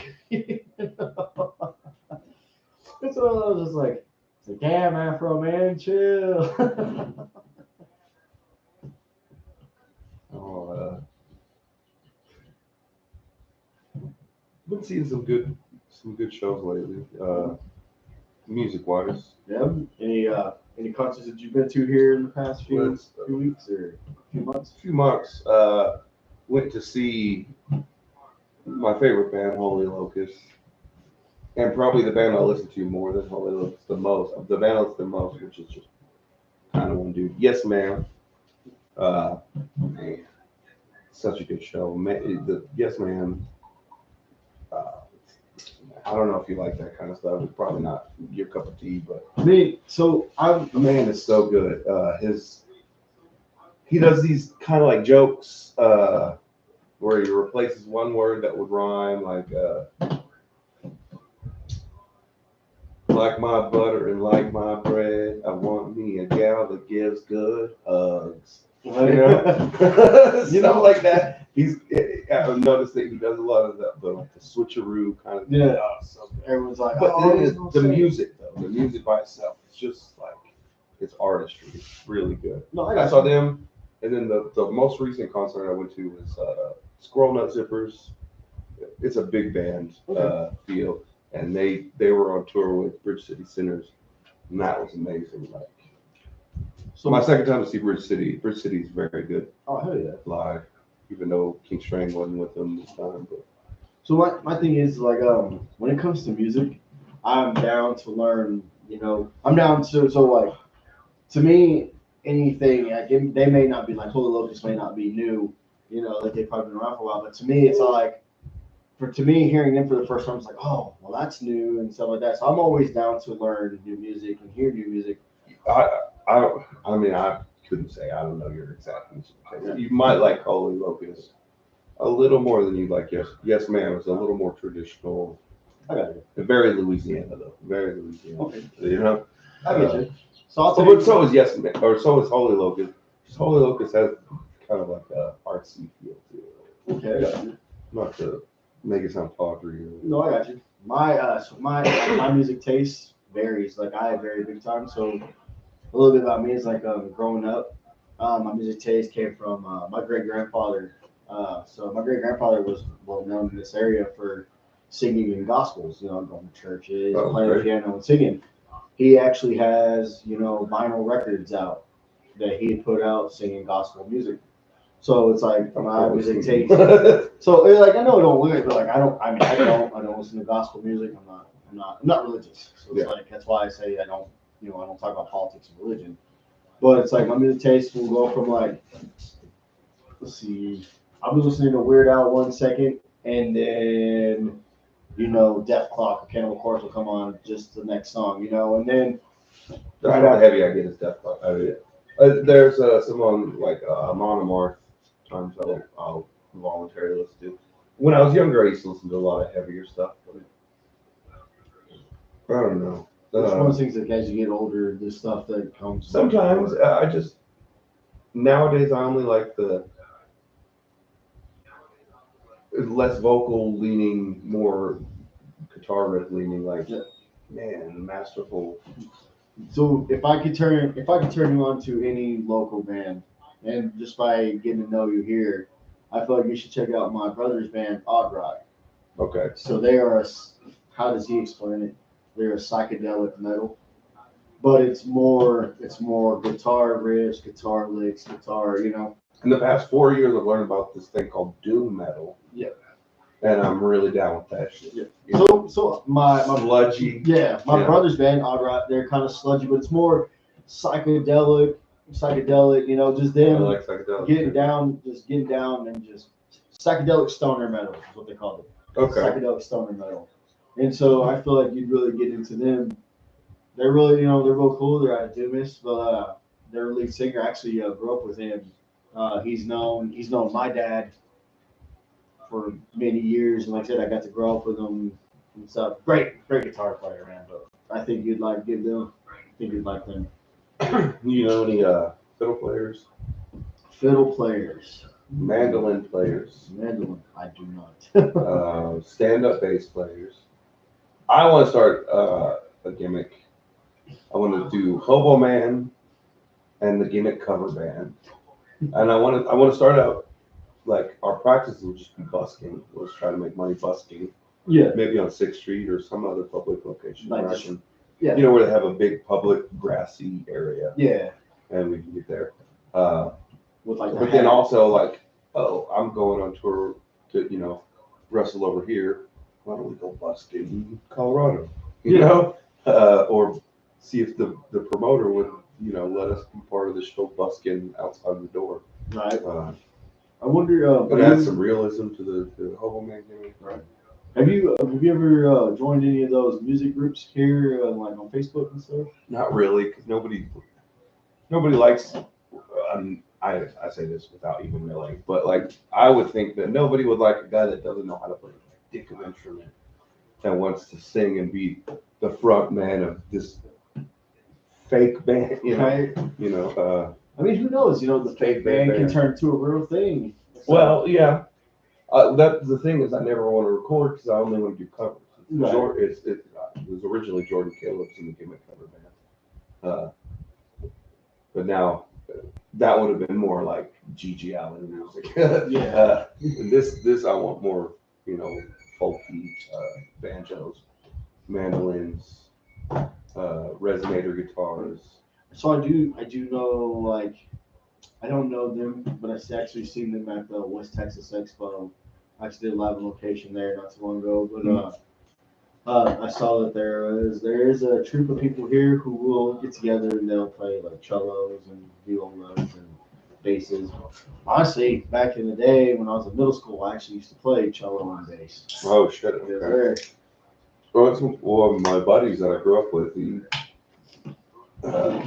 played bass guitar, but that's how he learned to play bass guitar was doing the classical bass. That's man. And I'd get him to come play, but he doesn't like the twang. Anything that might sound kind of country, he's not about it. He's like, nah, man. Yeah. He's like, I'm gonna have to. What happened? He's like, nah, man, I'm gonna have to.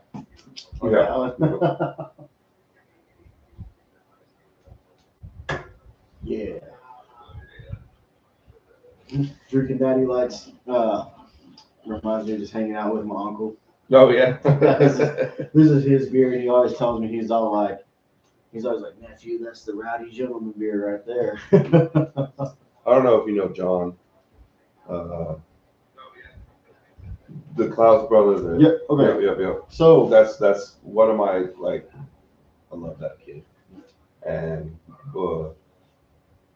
we would watch the small videos of Luke Gallows, Doc Gallows doing his Sex Ferguson, right? yeah, And it's him doing the interview with Domino, Cliff Compton. Yep. And all we had when me and John were together was always like just a preview of it. And we'd still be quoted like, oh, I asked for a dirty 30 and natty light. What the fuck is this shit? You know? And then we just quote that shit, and that's why kind of I did that. And I did this shout out to John.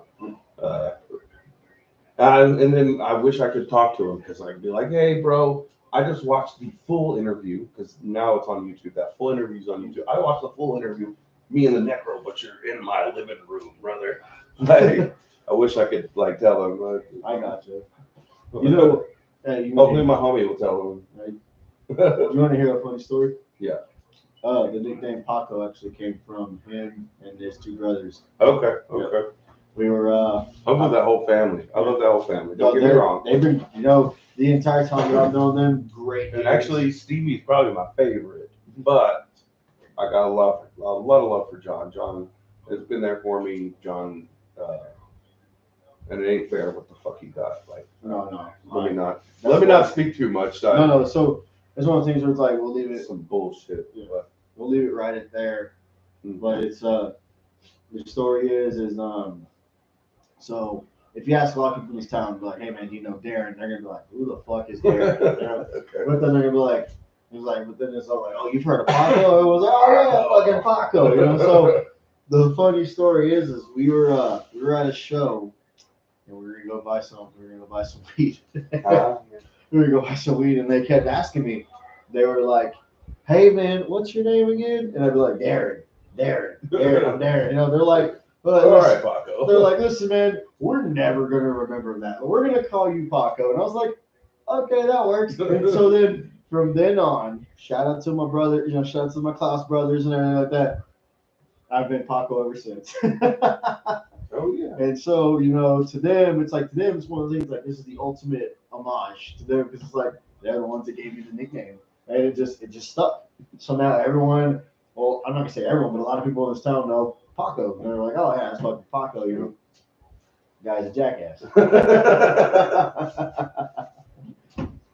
Paco. Yeah. I try to use your whole name on Facebook there sometimes. Just to be annoying to everybody else. Right, it's like, you know, Jared Paco. Darian, Damien, Jeffrey, Paco, penicillin, pain. You know what I mean? Right. It's one of those things, man. It's like, I'll tell people my name, and then, like, the next time I see them, they're like, hey, what's up, Daryl? Or, I'll get Daryl a lot. And I'm like, yeah, that works. Like, yeah, I'm Daryl. Like, that's Daryl. That's how you know, like, if somebody has known me for a long time, or how long somebody has known me. Sure. If they're like, oh, what's up, sexy? Especially if it's a dude that you would never see call another dude sexy. Right. Especially if it's a dude, I've known him since I was a kid. You know? Yeah. Jordan, you know, the shoot name, even less, but like that's how you know. Yeah. Honestly, man, it's like I feel like this whole time, like I feel like when it's like when I promoted this video, it's all like, oh, I've told it's like earlier in the watch, she's like, who are you interviewing tonight? I was like, the Hoboman. The Hoboman. You know, it's like she's like, what? I'm like, the Hoboman. Jordan, you know, I was like, the Hoboman, Jordan. And she was like, I don't know who that is. And I was like, well, then you haven't been to enough wrestling shows because, you know, I was like, the Hoboman, he's been around for a while, you know, great dude to talk to. I was like, you know, first time we hung out with you and V and Necro, my wife was like, where you going? I was like, we'll hang out at the Hoboman and Necro Butcher and V. She's like, I don't know any of these people. I'm like, wrestling buddies of mine. They don't sound any good at all. It's like it does not sound anything good is coming from that, especially with names like Hoboman, Necro, and V. You know, it's like, it's one of those things. It's like get Satan's flatulence. Yes. No. Yeah, man. If y'all ever made a faction, Satan's flatulence. That right there, man, is Down to 2. Yeah. I'm down to help you kill that last one. Hell yeah. All right. Because we were actually sitting at an hour and 42 minutes already. Oh Jesus. This will be my first 2-hour episode. Good. I already got to pee again. I'm old. Right. It's once you break that seal, man, and that's it. Once you break that seal, that's it. Better just tell the wife right now to put the damn dog away. I mean, I go to this other house. I mean, you can, but it's still light outside. I mean, when it's dark outside, I'll go piss outside. What our founding fathers would want. We call it a country pee. Yeah, you know what I mean? The old country pee. I mean, if you need to go, I'll give her a quick shout real quick. Oh, yeah. We'll be right back.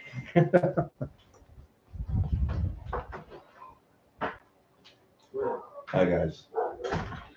We're putting away the puppies so I can urinate. I just want to tell you, we love you, and I see what you're doing, and I'm cheering for you. We're all cheering for you. All right. Good luck. You're good. Now I'm going to pee. I'm going to plug them one more time.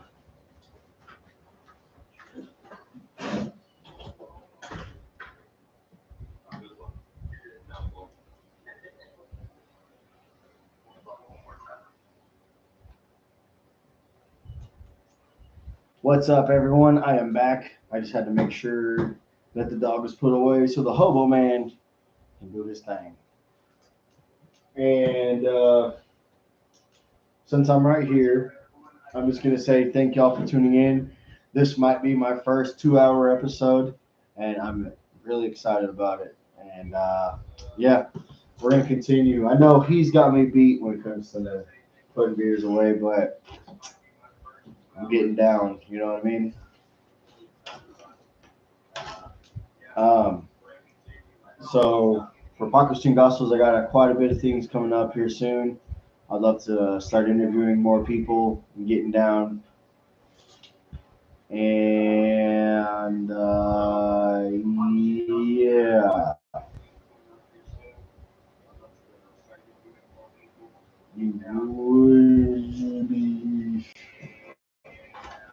don't mind me. I'm just gonna share this again.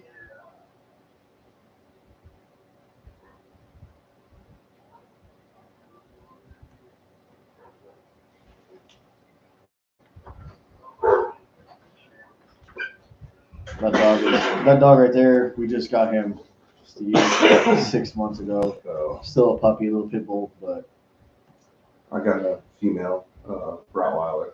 We didn't just get her. She's old and she's not like anybody but me and the family.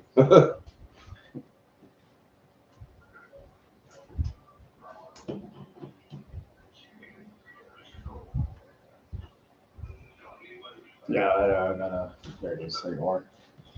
Get more people sharing it out. So most of the time when I do my podcast and I start doing my interviews and stuff, I try to share. If it looks like I'm on the phone, it's just I don't mean to be. It's one of the things is like I'm trying to share and get it out so more people can check it out. I need to get better at social media-ing. Right. I wish I had a secretary for that kind of shit, but it's one of those things. It's like now that we're talking about it, it's I'll get to that point where it's like I'll make a promo video, which so like if you see my promo videos when it comes to Three Amigos. Yeah, I've seen some of the three. I'm mostly just seen the Paco one. Okay, so for Three Amigos, most of the time, so we have interviewed V on the Three Amigos before, and he's the only wrestler that we've interviewed on the Three Amigos, and it came down to where when we started Three Amigos, it originally was like this one, a straight wrestling podcast, and then it became, all right, what if we do this and this, and it's kind of just like finding where we fit in and just go with that and do what we love. And so it came to where it's like, all right, so we started reviewing just bands. And going from there, it's like, okay, cool.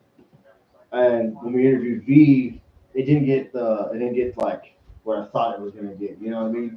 And we even teased that I was gonna be Staple. Well, I remember I was wrestling at the Civic Center that night, and in between the matches, I was coming out watching that thing. Yeah, okay, so I remember. But we even teased like I was like, oh man, the staple gun and this and that. So he stapled me like 6 or 7 times that night. But it was still one of those things. It's like, okay, let me do this one and my solo, and now it just whatever. But it's like for this one, I try to be more serious, and then my Three Amigos, I try to be more comedic. Yeah. So it's like the last promo video that I did, we were at the skate park, and so the video really wasn't all that funny, but the part that makes it funny is I'm skating, I do my thing, and then I go and skate, and I hit this fucking dip, and I just fly and hit the quarter pipe. But the video cuts right as I'm flying, so it's like, you don't see it, but we did one for this band called Berserk here in Amarillo, and we're across the street from this church at this big sign, and I'm fucking doing the whole Karate Kid, listening to everybody who's kung fu fighting. But I like to do the 90s gimmick crane kick. Yeah, the crane kick. And so I like to do the 90s gimmick of, oh, I didn't see you there. And then I'm like, you're probably wondering what I'm doing. And then I'm like, we won't get into that. And you're so, probably wondering how I got here. Yeah. Shit like that. And so it's just, that's how I try to portray, like, oh, when I do like Three Amigos promos, it's like, you're probably wondering how I got here or what I'm doing. It's like, I'm not going to get into that. But what I will do is, this, and just cut the promo. But it's just, man, sometimes keeping up with promos and just getting them done and then finding ideas to be funny. Yeah, that's that right there.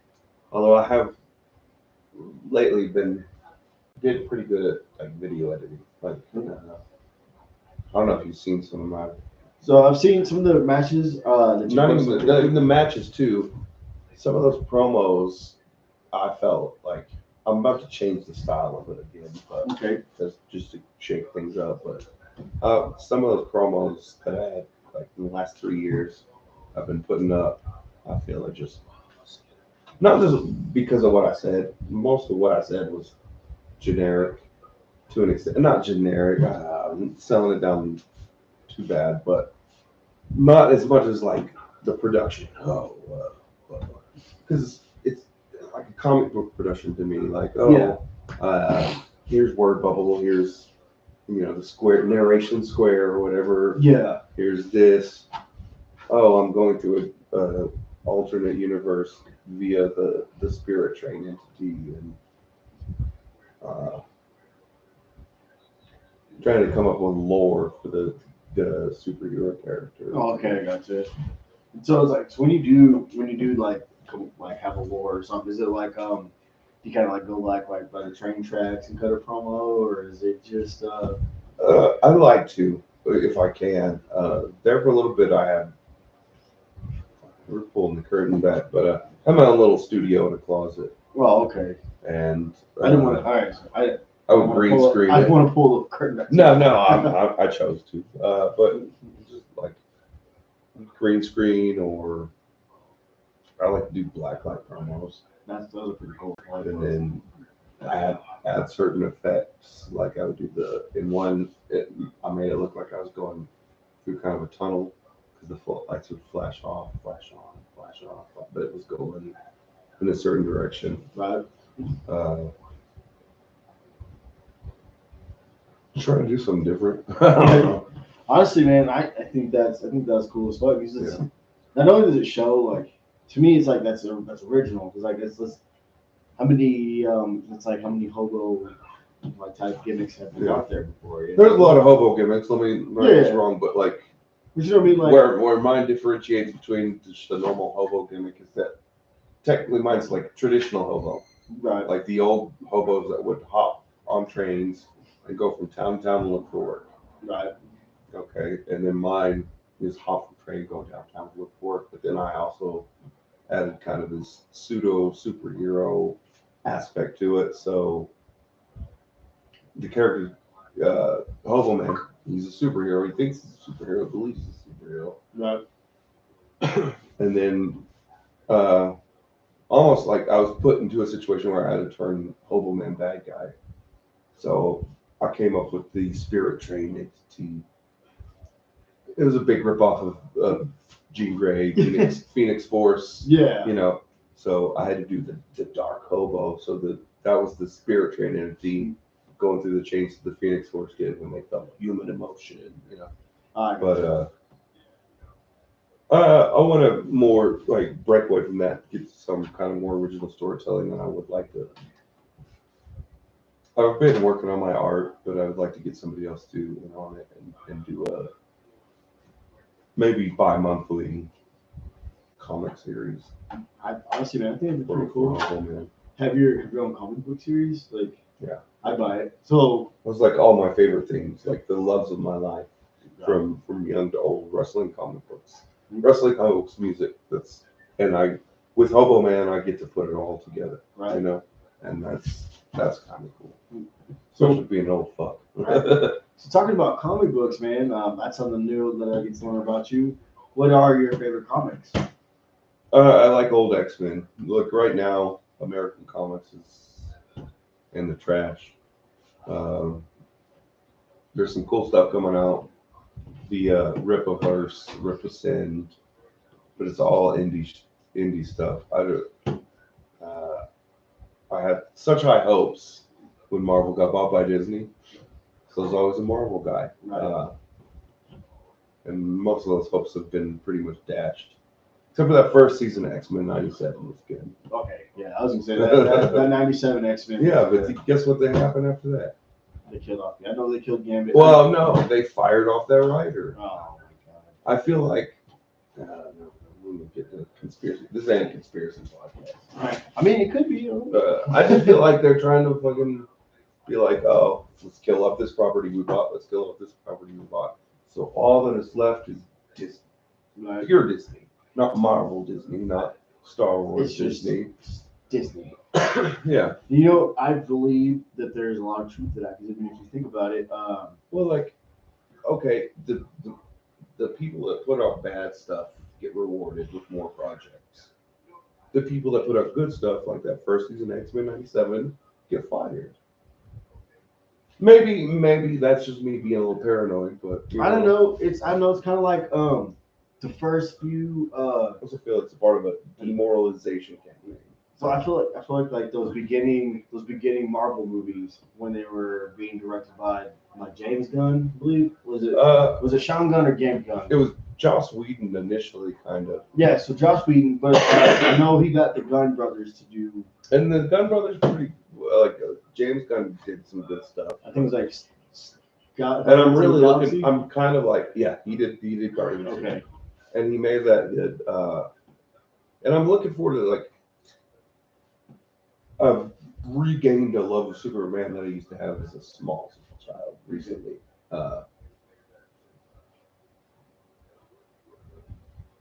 And he's coming out with that new movie, but it just feels like, oh, it's Superman featured in James Gunn the movie, you know? Yeah. Like, it feels like he's just taking too much front and center on it a little bit. But I really hope like that new Superman is really good. Well, just because I'm sick of people deconstructing Superman. I used to love it when I was a kid. Right. Watchmen, you know, all the this is Superman, but he's evil. This is Superman, but he doesn't like this. And the problem is like nobody has like no young kid has like a person to look up to that isn't not flawless exactly, but just isn't he's actually secretly evil. You know, and Superman was never secretly technically evil. Just something happens that make him that way. And it almost never does. But like I don't know. I just thought it was like if they ever took like the Among Us, not the Among Us, the video game DC where it's like Batman's fighting Superman. Injustice. Injustice, yeah. I don't know why I was thinking Among Us for some stupid reason. Forgive me. And I get that. But but we got like Homelander, yeah, which is an analog to Superman. Yeah. But he has nothing in Superman's core character that is anything alike. You know, it's like Omni-Man is almost the same as Superman as well. You know, and we always get these deconstructed Supermans. But like, I haven't seen.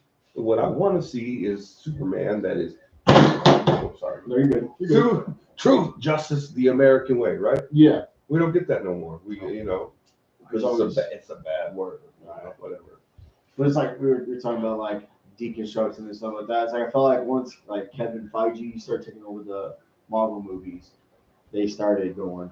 You know what I mean? It's like when he took too much control, I feel like maybe it's like so I was actually reading an interview not too long ago that Kevin Feige did. He's like, well, we're making these movies for people who don't read the comics. Mm-hmm. He's like, so we're making these storylines for people who have never read a comic in their life. Which is cool.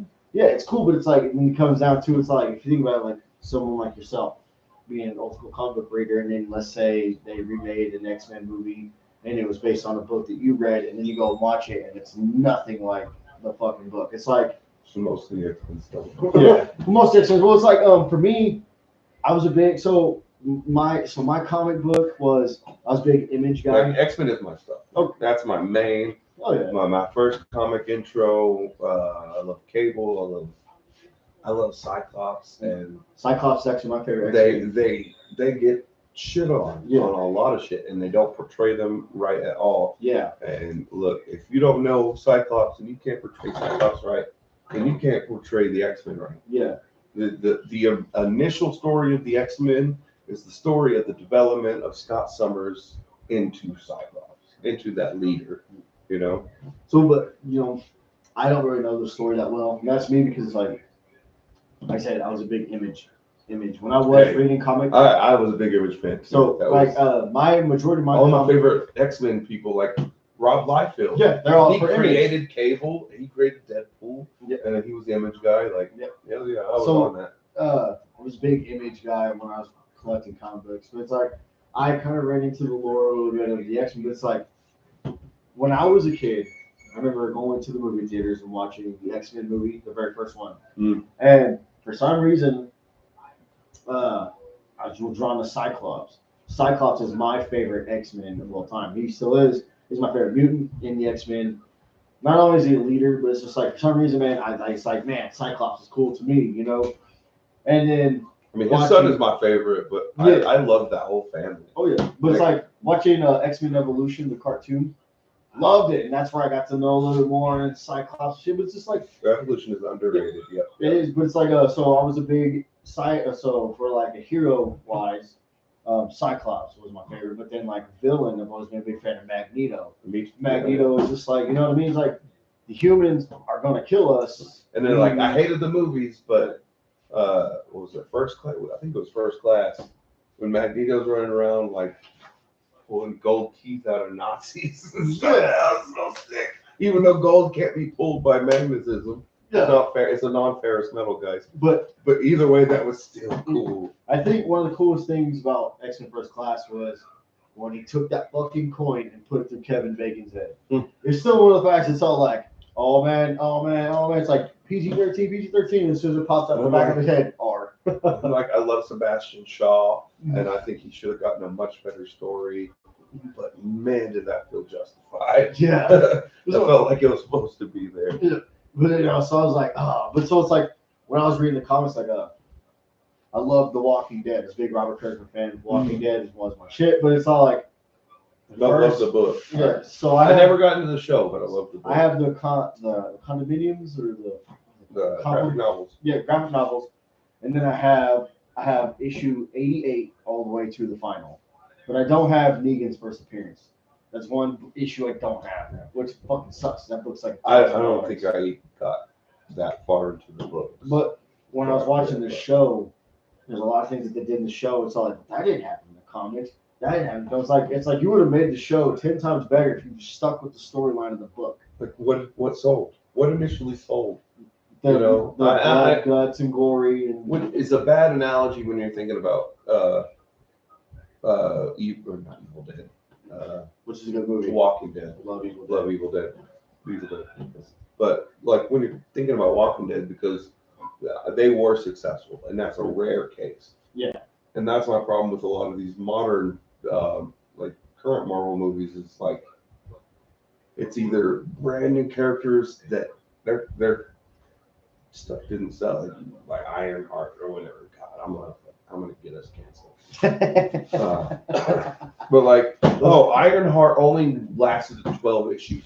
Let's make a full Marvel or Disney Plus series about this person. Like, or they did like, so it's like there's Captain Marvel and then Miss Marvel, and so it's like Miss Marvel is I think her name is like Kamala or some shit. Yeah, Kamala Khan. But all she can do, so in the comic book, all she can do is fucking like, she's like Mr. Fantastic. She can stretch. But now when let's make a series about her where she has mystic psychic powers too. Dude, but her whole character, which the girl that actually got to play her, actually like her. Yeah. She actually reads the comics. Blah blah blah. Rare about that. But man, when they first tried to bring that in, because Miss Marvel was the current Captain Marvel, yeah, and before she was a pencil thin, before she was what she is now. Okay. She was this fat hipped, sash wearing sex symbol, right? Yeah. And then we get this new Miss Marvel, which feels like at the time, that was at the time when they were trying to push X-Men out because they were still owned by Fox. Right. So they're like, oh, let's kill them all. Let's make them look stupid. Let's do this in the comics at least. And it felt really bad, even though now she's a mutant. You know, I actually love the character because of the girl played her on the show. But I had a point, and I don't remember my point now.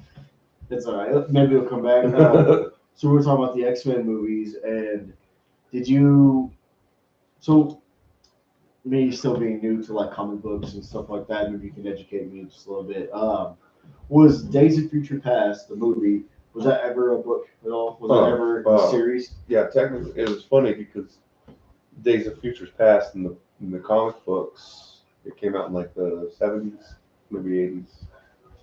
Maybe like mash between 70s and 80s. But that book took place in 2013, and that movie came out in 2013. I actually always appreciated that. It wasn't near faithful enough, but it was one of the Fox X-Men movies that I hated the least. And then now, let me get on my soapbox and bitch. Now we're like, all of us, like the real X-Men fans, we're always like, hey, can't wait till Disney Marvel takes over the Fox stuff and gets us X-Men. I can't wait. I can't wait. I can't wait. And now they did. And guess what they're giving us? What's that? The Fox X-Men that we were bitching about. But they're in comic accurate uniforms. No, fuck you. No. Did you not like the original cast of the X-Men movies? Some of them, everybody but Halle Berry. Everybody but Halle Berry? Yeah, she was in a good Storm. I liked Halle Berry as an actress until she played Storm. I'm like, you don't disrespect my girl like that. You know, she was also a bad Catwoman too. Now, she's terrible. But it's like I don't believe that was her fault because you can disrespect. I mean, maybe not to other people, but to me, you can disrespect Selena Kyle a couple times. Right. But the fucking Storm Goddess, yeah, you can't. So you disrespect her. I'm done with you. What about the girl who played Storm in Apocalypse? So Apocalypse. I liked her better, much better. Apocalypse was actually my favorite X-Men movie. I thought Apocalypse. I didn't think it was comic book accurate, but then again, it's like there had some accuracy. I thought that one was the best. I thought that was the best X-Men movie that they made yet. The best live action Caliban we've gotten, I think. The best live action Psylocke we've gotten.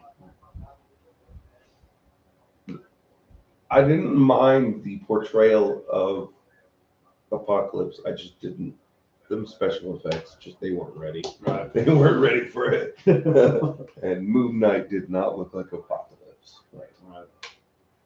I got you.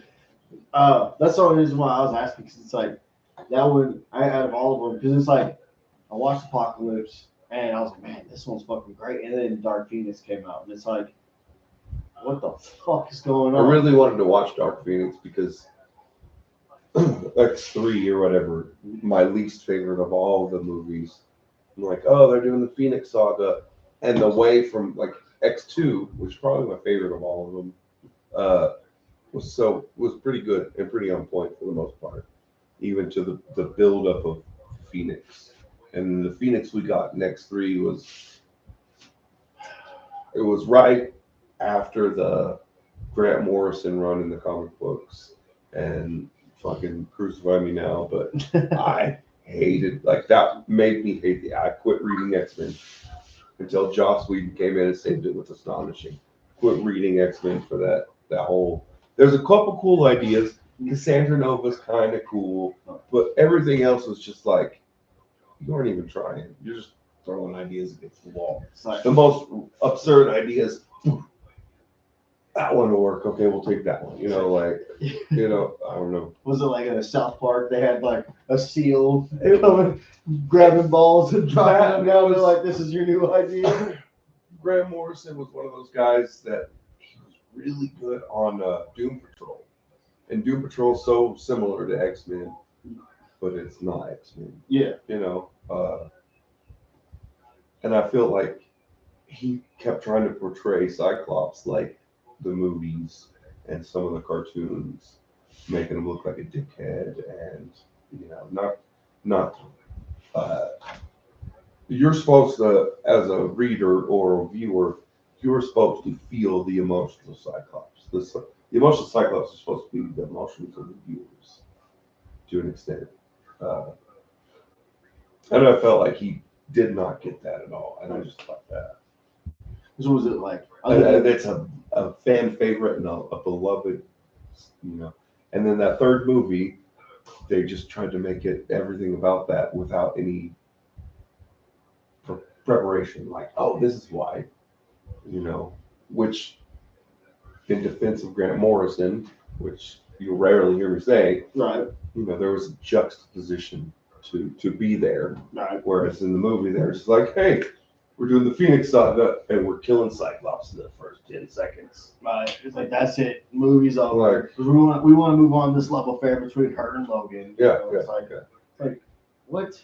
But the big punch in the gut of the Phoenix Saga is this guy loves his wife and has to fucking kill her. Doesn't get killed by her in an off-screen moment. What the fuck? I hated that movie. Sorry.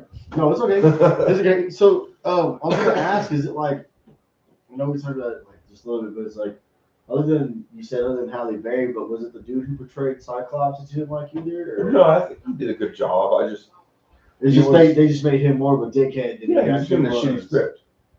And then, what was it, Bryan Singer? I think when that dude's into little boys, so he doesn't know what to write, Yeah.